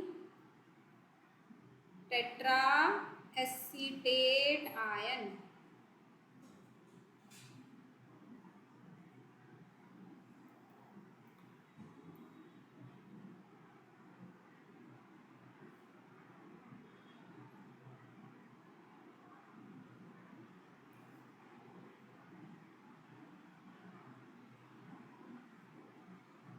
जरा देखो 6 डेंसिटी कहाँ से दिख रही है?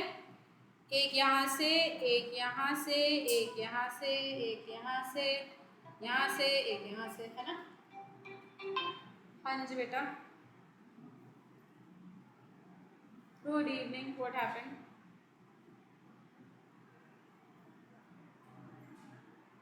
हाँ ले ले, क्या हुआ तुझे? अच्छा अच्छा, ठीक है, मैं तेरे को लिंक भेज देती हूँ।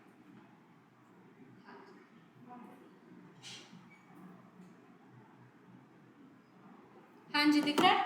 अब यहाँ पे पता है क्या है, ये हेक्साडेंटेट सिर्फ तभी होगा जब यहाँ नेगेटिव नेगेटिव नेगेटिव नेगेटिव होंगे, ठीक है। अगर मैंने सपोज थोड़ा सा pH ज़्यादा कर दिया, ठीक है, तो ये H प्रोटोनेट हो जाएंगे ना, और H प्रोटोनेट हो जाएंगे तो ये बाइडेंटेट, ट्राइडेंटेट, टेट्राडेंटेट सब बन सकता है। तो अगर आप पूरा H हटा दो, सारे दुनिया के H हटा दो, बेसिक मीडियम में रखो, तो एसीटेट आयन हेक्साडेंटेट होगा। Otherwise this can be considered as Flexidentate, its density depends upon the pH.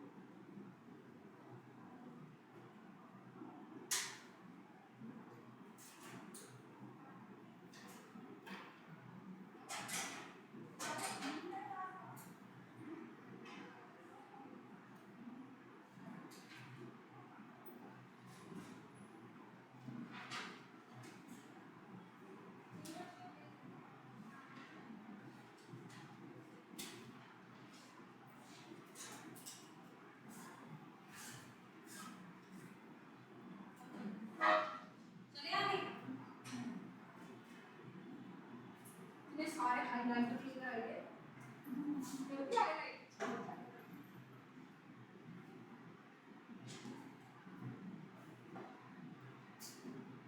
Shall we proceed? Excuse me, ma'am. हाँ जी बेटा। मैम इसका जो मिनिमम डेंसिटी है वो बाइडेंटेट हो सकता है ना, क्योंकि एन अपना लोन पे तो रखेगा, वो तो प्रोटोनेट नहीं होगा। हाँ, पहले बाइडेंटेट हो सकता है, फिर ट्राई, धीरे धीरे पीएच बढ़ाते चलो, फिर टेट्रा, फिर पेंटा, फिर हेक्सा। ओके। ठीक है, तो अपन ने negative charge ligands, higher density के लाइगैंड्स, न्यूट्रल लाइगैंड्स सबको एक एक बार देख लिया। अब आते हैं सम पॉजिटिवली चार्ज लाइगैंड्स, ये बहुत ही कम होते हैं। मैम ये EDTA वाले के पहले का नाम क्या था? किसका नाम? इथाइलिन डाइमिन EDTA टेट्राएसीटेट आया ना, तो एसीटेटो बोलोगे ना लास्ट में। नहीं, इसके पहले वाले का नाम क्या था? इससे पहले वाले का नाम ये रहा, triethylene tetramine. Okay ma'am. Positively charged ligands, इनके नाम के लास्ट में IUM लगा देते हैं, और ये बहुत ही कम होते हैं। Positive charge ligands are not very much present.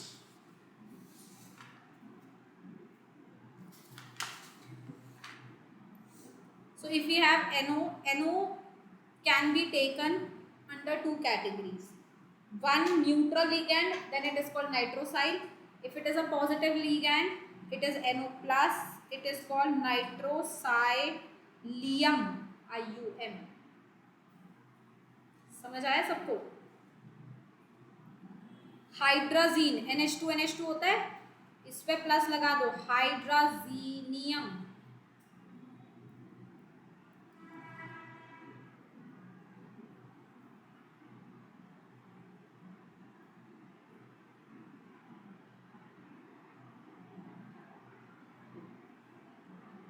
NO2 के ऊपर अगर प्लस आ गया, नाइट्रोनियम, वेरी रेयर, 2 और 3 और them are existing.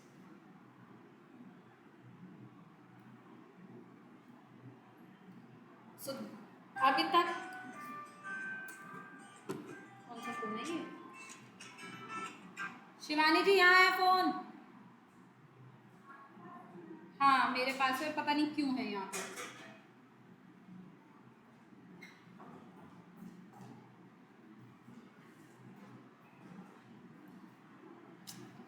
मन नहीं कर रहा पढ़ाने का ना।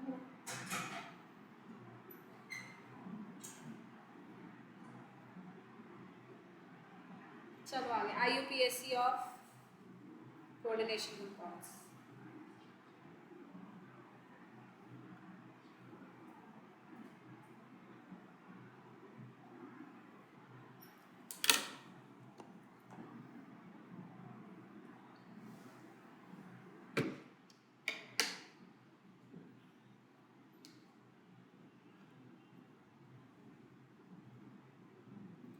देखो इसका IUPAC का रूल काफी सिंपल है। रूल में क्या है, आपको जो भी कोऑर्डिनेशन कंपाउंड्स का नाम लिखना है वो आपको लेफ्ट टू राइट लिखना है इन द सीक्वेंस। ठीक है, पहली चीज you have to write left to right as it is. जैसे आपके पास है K4FeCN6, ये है ना, तो आपको लेफ्ट से राइट लिखना है। मतलब सबसे पहले क्या लिखना पड़ेगा, potassium, because left side potassium. Then आगे की तरफ जाएंगे, ठीक है। जब आगे की तरफ गए हैं तो ये तो कोऑर्डिनेशन कंपाउंड आ गया मेरे पास। कोऑर्डिनेशन कंपाउंड का जब नाम लिखते हैं तो first of all we have to write the ligands, ठीक है। So while naming coordination compounds write the name of ligands first.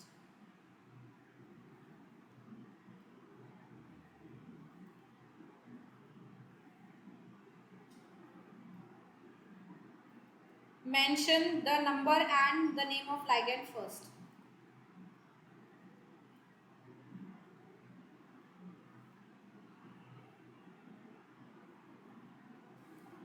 ठीक है, सबसे पहले आपको क्या करना है, कोऑर्डिनेशन कंपाउंड में मेंशन करना है name and the number of ligands, पहले आपको मेंशन करने हैं। उसके बाद then mention the name of mention, अच्छा, ligand first in alphabetical order.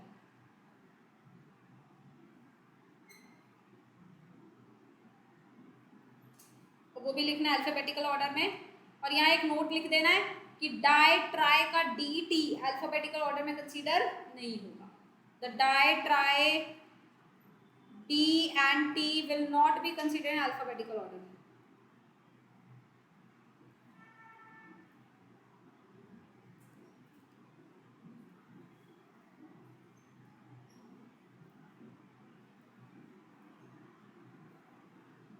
ठीक है जी, सबको समझ आया?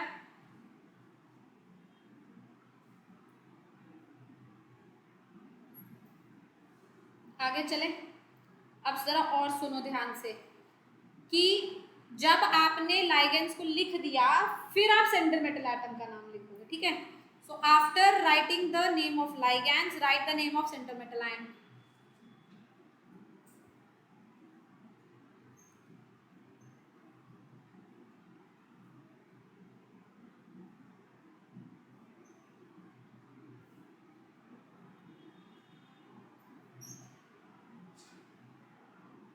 Followed by the oxidation state on metal ion.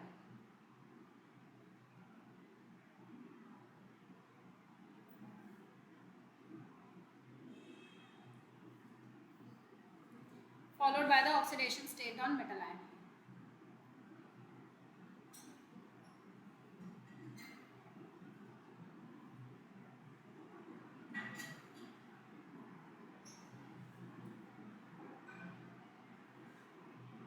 ठीक है जी। ऑल्सो अगर आपका वो पूरा कॉम्प्लेक्स कोऑर्डिनेशन वाला जो कॉम्प्लेक्स है उस पे नेगेटिव चार्ज है, if the complex is negatively charge complex है आपके पास, तो जो आपका मेटल आयन होगा उसका या तो आप लेटिन नेम लिखोगे, अगर लेटिन नेम उसका एग्जिस्ट करता है तो, ठीक है, नहीं तो उसका नॉर्मल नेम लिखोगे। बट उसके नेम के आगे लगाओगे 8, ठीक है। लेकिन ये सिर्फ तभी करना है जब आपका कॉम्प्लेक्स क्या हो, नेगेटिवली चार्ज। जैसे आयरन है Fe और आपका कॉम्प्लेक्स नेगेटिव चार्ज है, तो आयरन के नाम को क्या लिखोगे, फेरेट, ठीक है। क्रोमेट, क्रोमियम है तो क्रोमेट, सिल्वर है तो argentate,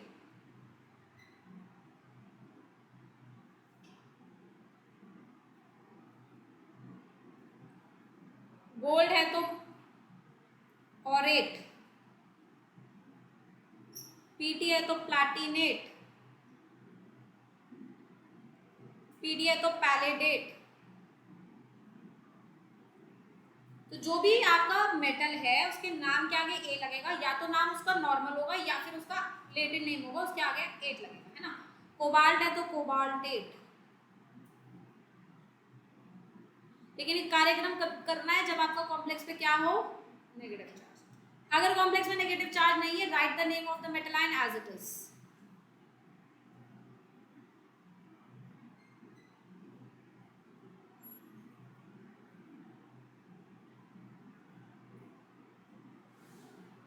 Write name as it is. Write the name as it is.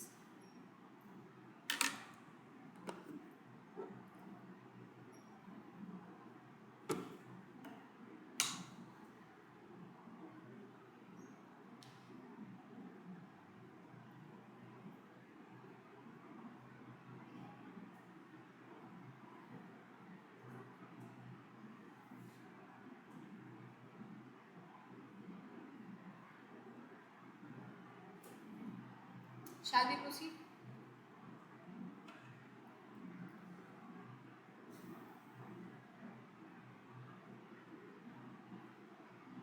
मन नहीं कर रहा।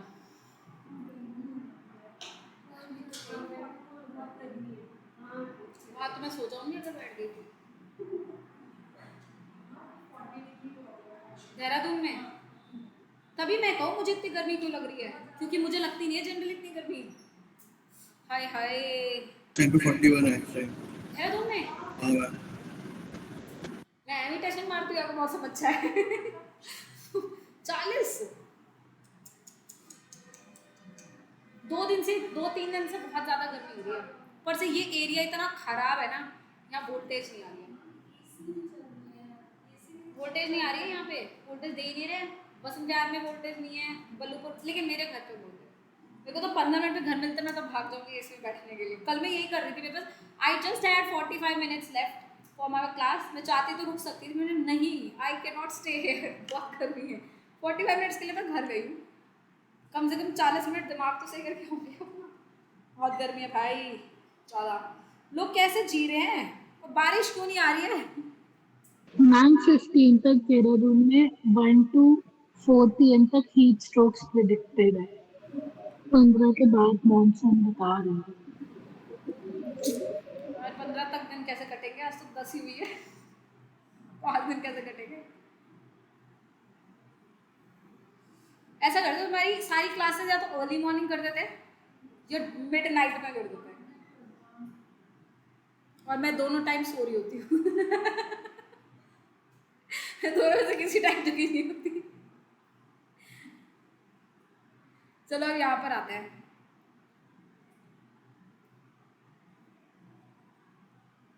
और वो लोग कैसे जी रहे हैं जो वहाँ पे 45 डिग्रीज में शहर है। वो तो मुंह पे भी एसी चलाएंगे तो भी उन्हें ठंडी हवा नहीं लगेगी। दिल्ली में तो पता है पानी भी नहीं आ रहा कई जगह, क्योंकि हरियाणा का पानी सूख गया है। Haryana is not sending water to Delhi. Delhi जैसी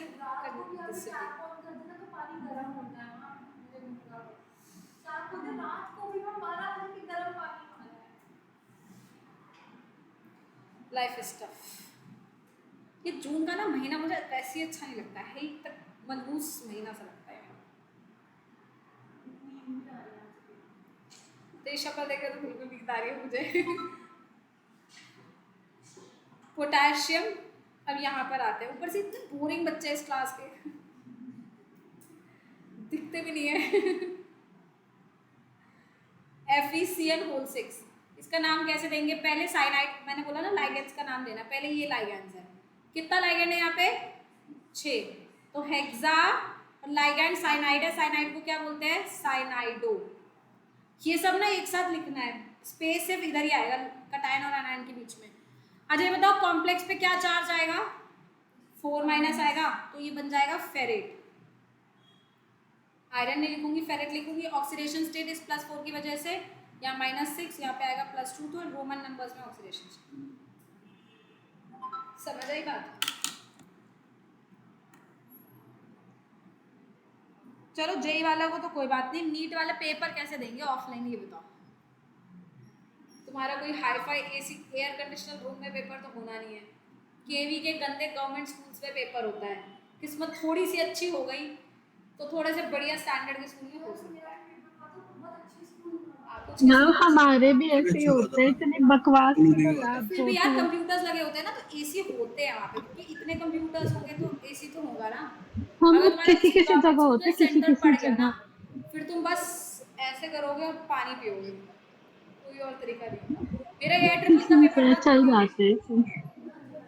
हाँ मतलब मेरा जब AIEEE का पेपर था जून जुलाई में जब भी होता था दिल्ली में, भाई साहब केवी का ऐसा सड़ेला सा गंदा सा स्कूल था वो। ऊपर से सारे बेंच टूटे हुए हैं, शीशे टूटे हुए हैं, कांच टूटे हुए हैं, वहां से धूप सर के ऊपर आ रही है। ऊपर से लास्ट बेंच थी मेरी, मतलब किस्मत खराब तो इतनी गंदी थी ना, मतलब खराब भी क्या होगी उसके। उस time pen and paper mode हो गया ना AIEEE में। शीशे टूटे हुए, कांच टूटे हुए, धूप सारे सर पे आ रही है। और लास्ट बेंच तक आते आते तो पानी का वहाँ पे क्या होता था कि वो नहीं, तो जैसे चाय लेने के लिए नहीं आते, उसी क्लास में पानी देने आते थे क्लास में। और ऐसे ही 3 इधर हो 9 9 क्लासेस हो गए एक बार में आने के लिए। जब तक आता था इतनी गर्मी हुई थी, हर बच्चा एक ग्लास पी लेता था, मेरे आते आते पानी फिनिश हो जाता था उसका फिर वो जाता था, फिर पानी लेकर आता था। और बेंच पे ना वो ऐसा, उसका सीट भी सीधा नहीं था, बेंच का सीट ही बार बार नीचे गिरे जाओ, बार बार नीचे गिरे जाओ, बार बार सही बैठो, बार बार नीचे गिरे जाओ। इतनी खराब किस्मत। ये जो टेबल था वो टूटा हुआ था, तो OMR शीट से बार बार भरो, बार बार खड्डे हो जाए उसके अंदर। बहुत ही वाहियात किस्मत थी। तब मैंने सोचा, तब मेरे को जीवन में समझ आया था कि प्रेशर क्या होता है और कैसे क्रिएट होता है। ये सब स्टूपिड चीज़ों से क्रिएट होता है प्रेशर। बेंच सही नहीं है, डेस्क सही नहीं है, प्रेशर क्या है? वैसे बंदे को प्रेशर नहीं होगा, प्रिपेयर होकर आया होगा। ये सब अजीब सी गंदी सी चीज़ें हो जाती है ना जो कंट्रोल में नहीं है, उससे फिर प्रेशर आ जाता है। OMR शीट पे छेद हो रहे हैं लिख रहे भैया, खड्डे हुए जा रहे हैं, क्या करे आदमी दिमाग खराब। यहाँ तो फिर भी स्कूल अच्छे से, लकुई और तुला के आसपास सेंटर पड़ जाते हैं तो फिर भी स्कूल सही है यहाँ पे। दिल्ली के तो स्कूल में हालत देखी तुमने, गवर्नमेंट स्कूल सारे। भगवान से प्रार्थना करके जाना सेंटर सही जगह पड़े, बहुत मुसीबत हो जाती है सेंटर गलत जगह पड़ जाए, सीट सही नहीं हो। हम कोई भगवान थोड़ी है कि हमें इन सब चीज़ों से हमें फ़र्क ही नहीं पड़ेगा। हम एकदम वो हैं आसारामी स्वामी या कोई भी जो भी गौतम बुद्ध होता है कि धूप में बैठे रहो कोई फ़र्क नहीं पड़ेगा। नहीं भाई, इंसान है, हम तो फ़र्क पड़ जाता है। चलिए लिख लिया यहाँ तक।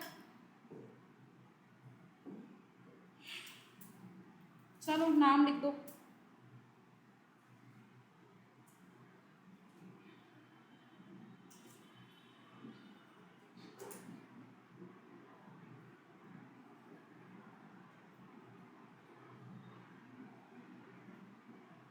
तुम लोगों का काम ये है कि NCERT में जितने भी कॉम्प्लेक्सेस है सबका नाम लिख कर आओगे। NCERT के बाहर कोई कॉम्प्लेक्स का नाम नहीं, पर NCERT में जितने कॉम्प्लेक्सेस है सबका नाम लिखना आना चाहिए।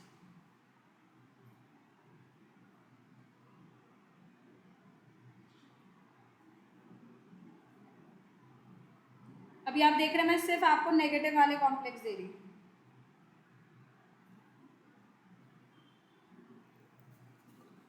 लिखो।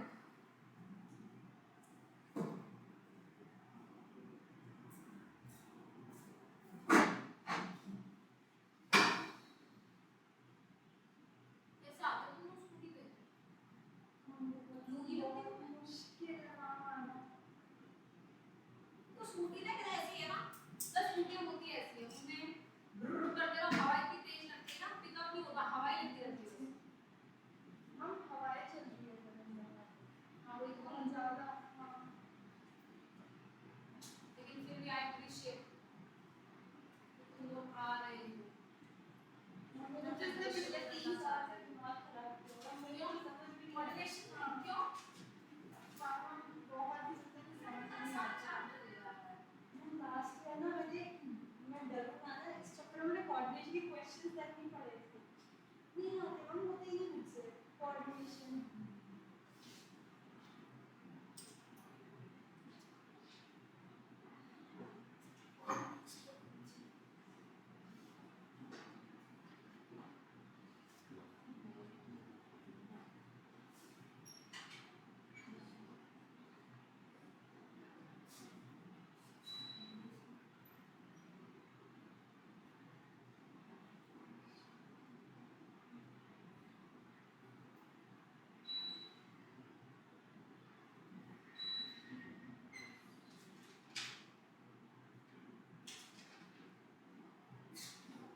क्या है भाई, हम निकल कहाँ आया था, क्योंकि इसका कोई चार्ज नहीं है।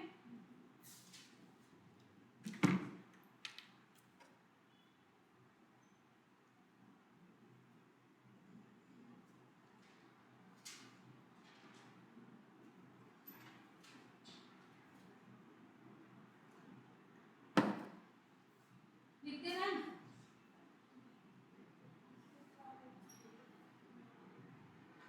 क्या, पोटेशियम ट्राइऑक्सैलेटो फेरेट 3 ये आएगा चार्ज सही है। फोस्फोरस नॉट चार्ज -2 अंदर तो -2 और वहाँ 0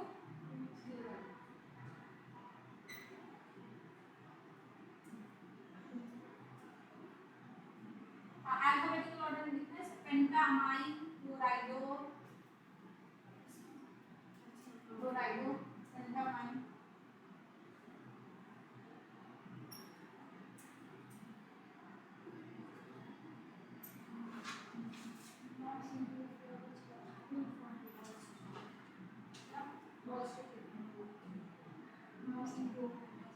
C2O4 ऑक्सैलेट है ना भाई -2 CO -2 लिख लिया बताओ जी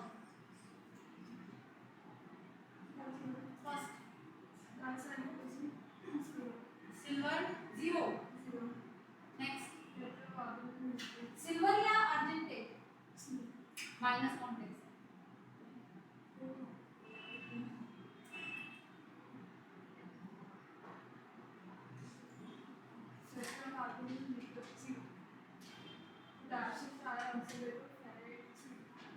फेरेट 3 हाँ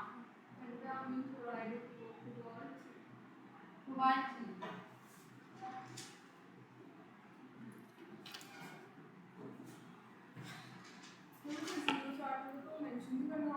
हाँ तो इसका क्या हो जाएगा tetra di cyanido silver argentate क्योंकि नेगेटिव चार्ज कॉम्प्लेक्स है ना argentate 0 tetra carbonyl nickel 0 tri potassium tri oxalato negative complex है फेरेट 3 ऐसे अल्फाबेटिकल ऑर्डर में penta amine chlorido cobalt positive है तो कोबाल्ट और -1 यहाँ कोबाल्ट 3 आयन यहाँ पे भी आप आयन लिख सकते हो क्योंकि ये खाली आयन से they are not the compounds ma'am लिखा वो है सबने ऑक्सैलेटो नहीं होगा ऑक्सैलेटो ही है ये मैंने लिखा गलत है ऑक्सैलेटो मैम क्या वो फेरेट की 3 कैसे होगा फेरेट पे इसलिए -6 और या -3 है तो यहाँ पे +3 ये हो जाएगा ना अच्छा +3 है तो यहाँ -3 हो जाएगा ना तो इस पे +3 आ जाएगा ना डन सबका करेक्ट है क्या नाम है बच्चों के ईशान नो मैं भी गलत है और देवांश गौरव शाहीन Yes, ma'am. लास्ट वाला गलत है।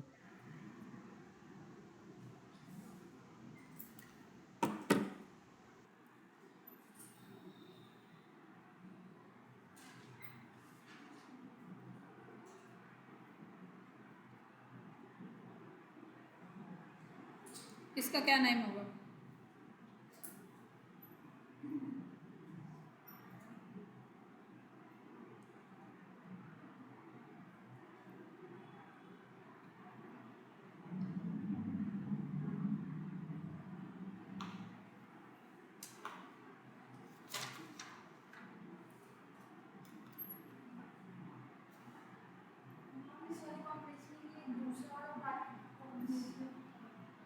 बेटा ये यही तो पता करने का है खुद से सोचो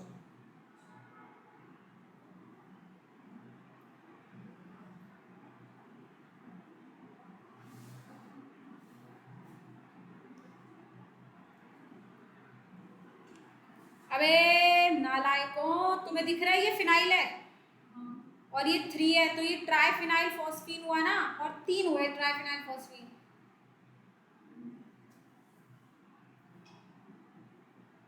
ये देखो ना ये ट्राइफिनाइल फॉस्फीन एक लाइगैंड है पूरा और वो 3 है तो ट्राइफिनाइल फॉस्फीन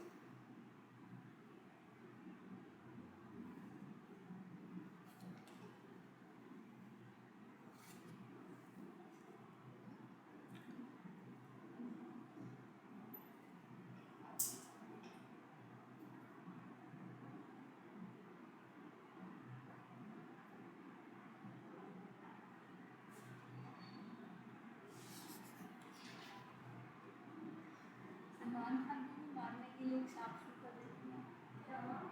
सलमान खान को भी मारने के लिए शार्प शूटर देती है। वो मूसे वाला के उसके लिए पागल है क्या? उसका तो कितना वेट हो गया। जेल में जाके भी कुछ शांति नहीं मिलती है।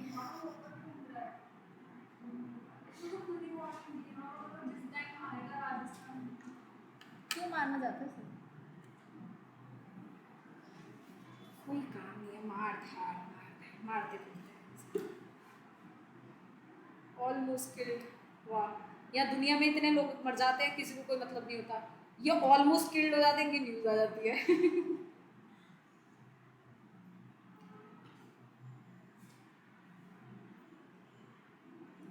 इंडिया में रहना है ना तो फेमस होना चाहिए, क्योंकि इंडिया क्वालिटी पे नहीं चलता, दिखावे पे चलता है। पूरी दुनिया इंडिया के तो सारे लोग ही मुझे ऐसा लगता है सिर्फ दिखावे पे विश्वास रखते हैं। इतने बेचारे साइंटिस्ट मर जाते होंगे, इतने लोग, वैसे नॉर्मल आम आदमी इतना मर जाता होगा, लेकिन इनकी जो न्यूज़ आती रहती है बेचारा। ठीक है, टैलेंट है, ऐसा नहीं है, बाकी को कोई ना कोई टैलेंट होता ही होगा। उनकी किस्मत ऐसी नहीं थी, इनकी जैसे इनकी किस्मत अच्छी थी। किस्मत अच्छी बनी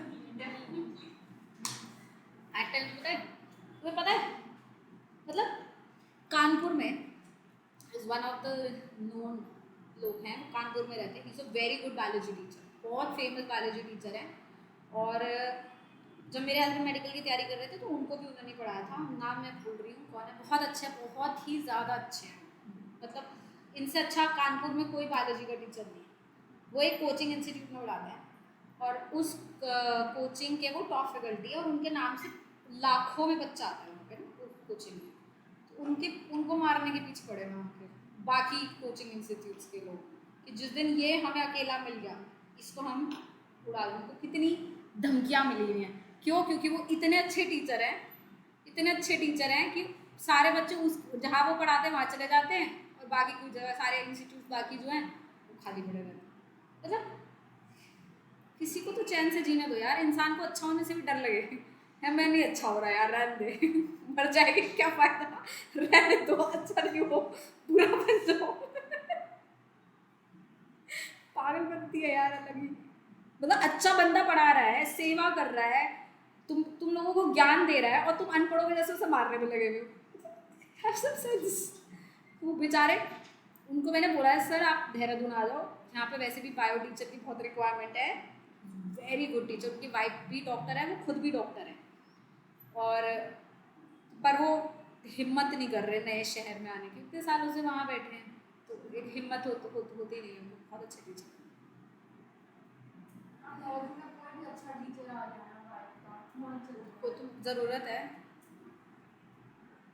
मतलब बहुत कम लोग जानते हैं बायो के टीचर्स। मैंने तो जितने भी बायो के बच्चे देखे बहुत ही कम है जो इंडिविजुअल में है। इंडिविजुअल में बायो का बच्चा बहुत कम है।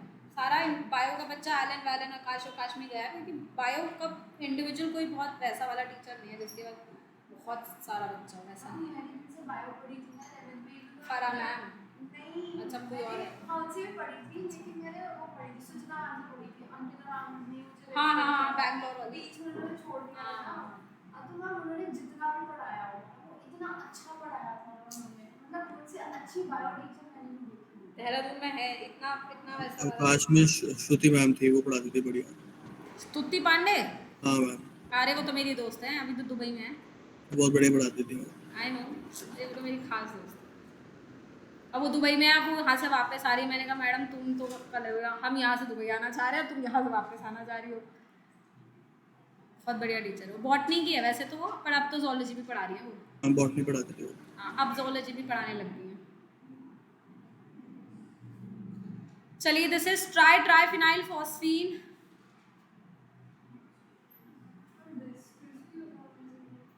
हाँ, ट्राइफिनाइल फॉस्फीन। अच्छा, ये नेगेटिव होगा पॉजिटिव होगा? पॉजिटिव होगा ना, तो पॉजिटिव का रोडियम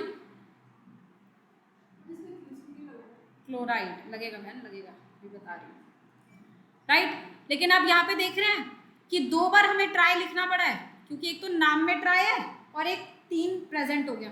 तो अगर किसी लाइगैंड के नाम में ही डाई ट्राई है और उसको बताना है डबल या ट्रिपल है, तो आप ट्राई यूज ना करके आप बिस, ट्रिस, टेट्राकिस ये सब यूज करते हैं, पेंटाकिस। लेकिन ये सिर्फ तब यूज करना है जब नाम में ऑलरेडी डाई ट्राई हो, है ना। तो जैसे यहाँ नाम में ऑलरेडी ट्राई है तो आप बाहर ट्राई ना यूज करके क्या यूज कर सकते हो, ट्रिस। ट्रिस ब्रैकेट में डाल दो triphenyl phosphine, rhodium chloride, oxidation state and chloride. अच्छा, what is the oxidation state of rhodium here? Triphenyl phosphine is a neutral ligand, 0 -1 +1, तो only 1 is the state. Ma'am हाँ जी, क्लोराइड नहीं आएगा क्योंकि वो बात है। मैंने कहा लिखा क्लोराइडो क्यों आएगा, वो लाइगैंड थोड़ी हो, तो काउंटर है ना। ओके क्लोराइड अंदर होता तो क्लोराइड हो जाता ना।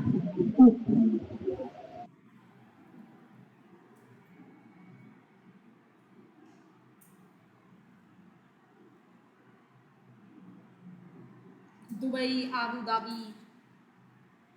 आप रजनी मैम को भी जानते हो? किसको? रजनी मैम। रजनी मैम को जानती हो, zoology की है वो। हाँ, वो चंडीगढ़ रजनी मैम। अच्छा, रजनी हाँ हाँ मैम हाँ हाँ, वो तो नेहा, वो एक केमिस्ट्री की मैम जो उनकी फ्रेंड है, हाँ मैं जानती हूँ। हाँ मैम, वो तो वेदांतु मैम। एक हरमन मैम भी है zoology की, चंडीगढ़ की है वो तो। हाँ मैम, अब तो वही पढ़ाती हैं वो वहाँ पे। क्या पढ़ाती है, बेकार? नहीं, वही पढ़ाती हैं प्रकाश में। वही पढ़ाती है। वो तो पता नहीं कब से यहाँ पर है। नहीं, बस मैं छोड़ने वाली हूँ ये करा के, 4 बजे मेरी दूसरी क्लास है। इसका नाम लिख दो यार जल्दी से, क्या लिखा है? Ethylene diamine. अब इसके आगे भी डाई है ना, तो बिस लगा दीजिए, बट बिस विस का भी अल्फाबेटिकल ऑर्डर में कोई सिग्निफिकेंस नहीं है। तो डाइक्लोरो, आई मीन डाइक्लोराइडो, बिस, ethylene diamine,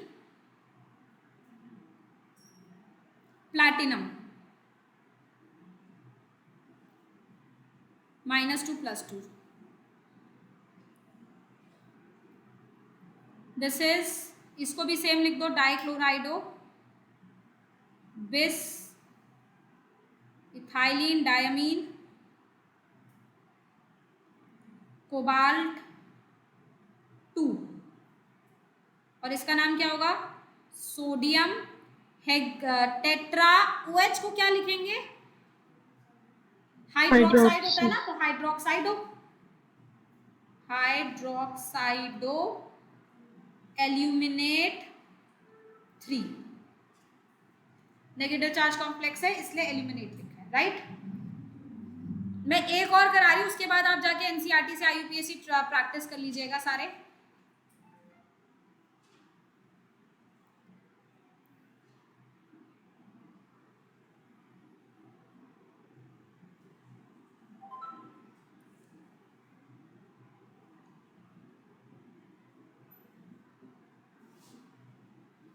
now listen to me very carefully. जब आपके पास लेफ्ट साइड और राइट साइड दोनों ही कोऑर्डिनेशन स्फीयर हो तो नाम वैसे ही लिखना है लेफ्ट टू राइट, ठीक है। और लेफ्ट में पहले लाइगैंड फिर मेटल आयन, राइट में भी पहले लाइगैंड फिर मेटल आयन। तो इसका नाम क्या होगा? टेट्रा अमाइन डबल M,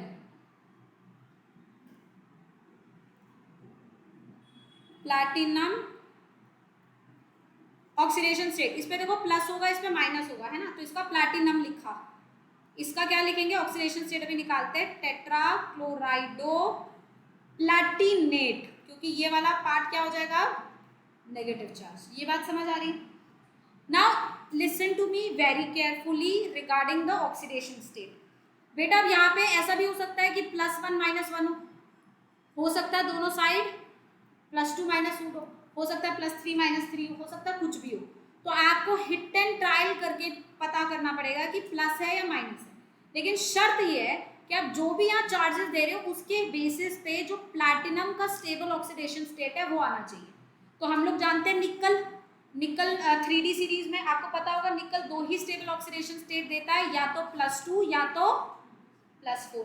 तो निकल और प्लैटिनम और प्लैटिनम नहीं पढ़ोगे पिटोगे, सारे एक ही में, तो मतलब इनकी 2 ही कॉमन स्टेट हो सकती है, तो +2 या तो +4। बट अगर मैंने यहाँ +1 दिया तो इस पर +1 आएगा, और यहाँ -4 है तो इस पर +3 आएगा, दोनों की अनस्टेबल स्टेट आएगी। तो बाहर +1 +2 नहीं है, r +2 -2 हो सकता है। जैसे ही +2 -2 करोगे you will be able to see दोनों पे स्टेबल ऑक्सीडेशन स्टेट 2 आ जाएगी एंड दैट्स इट। और दोनों की स्टेबल ऑक्सीडेशन स्टेट यहाँ पे रिपोर्ट। समझ आई बात, हाँ या ना? दोबारा बताओ देवांगी को। हमने कॉम्प्लेक्सेस सेम है ना दोनों, या तो +1 के +1 -1 हो सकते हैं, या तो +2 -2 या +3 -3।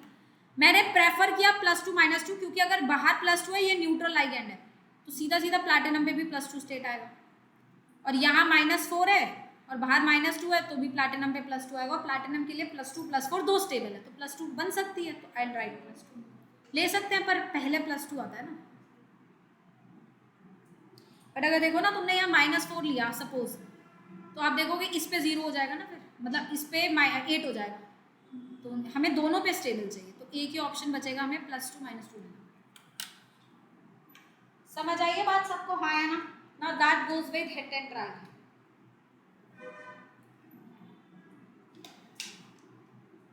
That's it for today. Please practice IUPAC from NCERT। NCERT में जितने भी कॉम्प्लेक्सेस है चाहे वो IUPAC के हैं या नहीं है, आप उस सबके नाम लिखिए, ठीक है, सो दैट NCERT के कोई भी कॉम्प्लेक्स का IUPAC आपसे मिस नहीं होना, ठीक है? Noted everybody?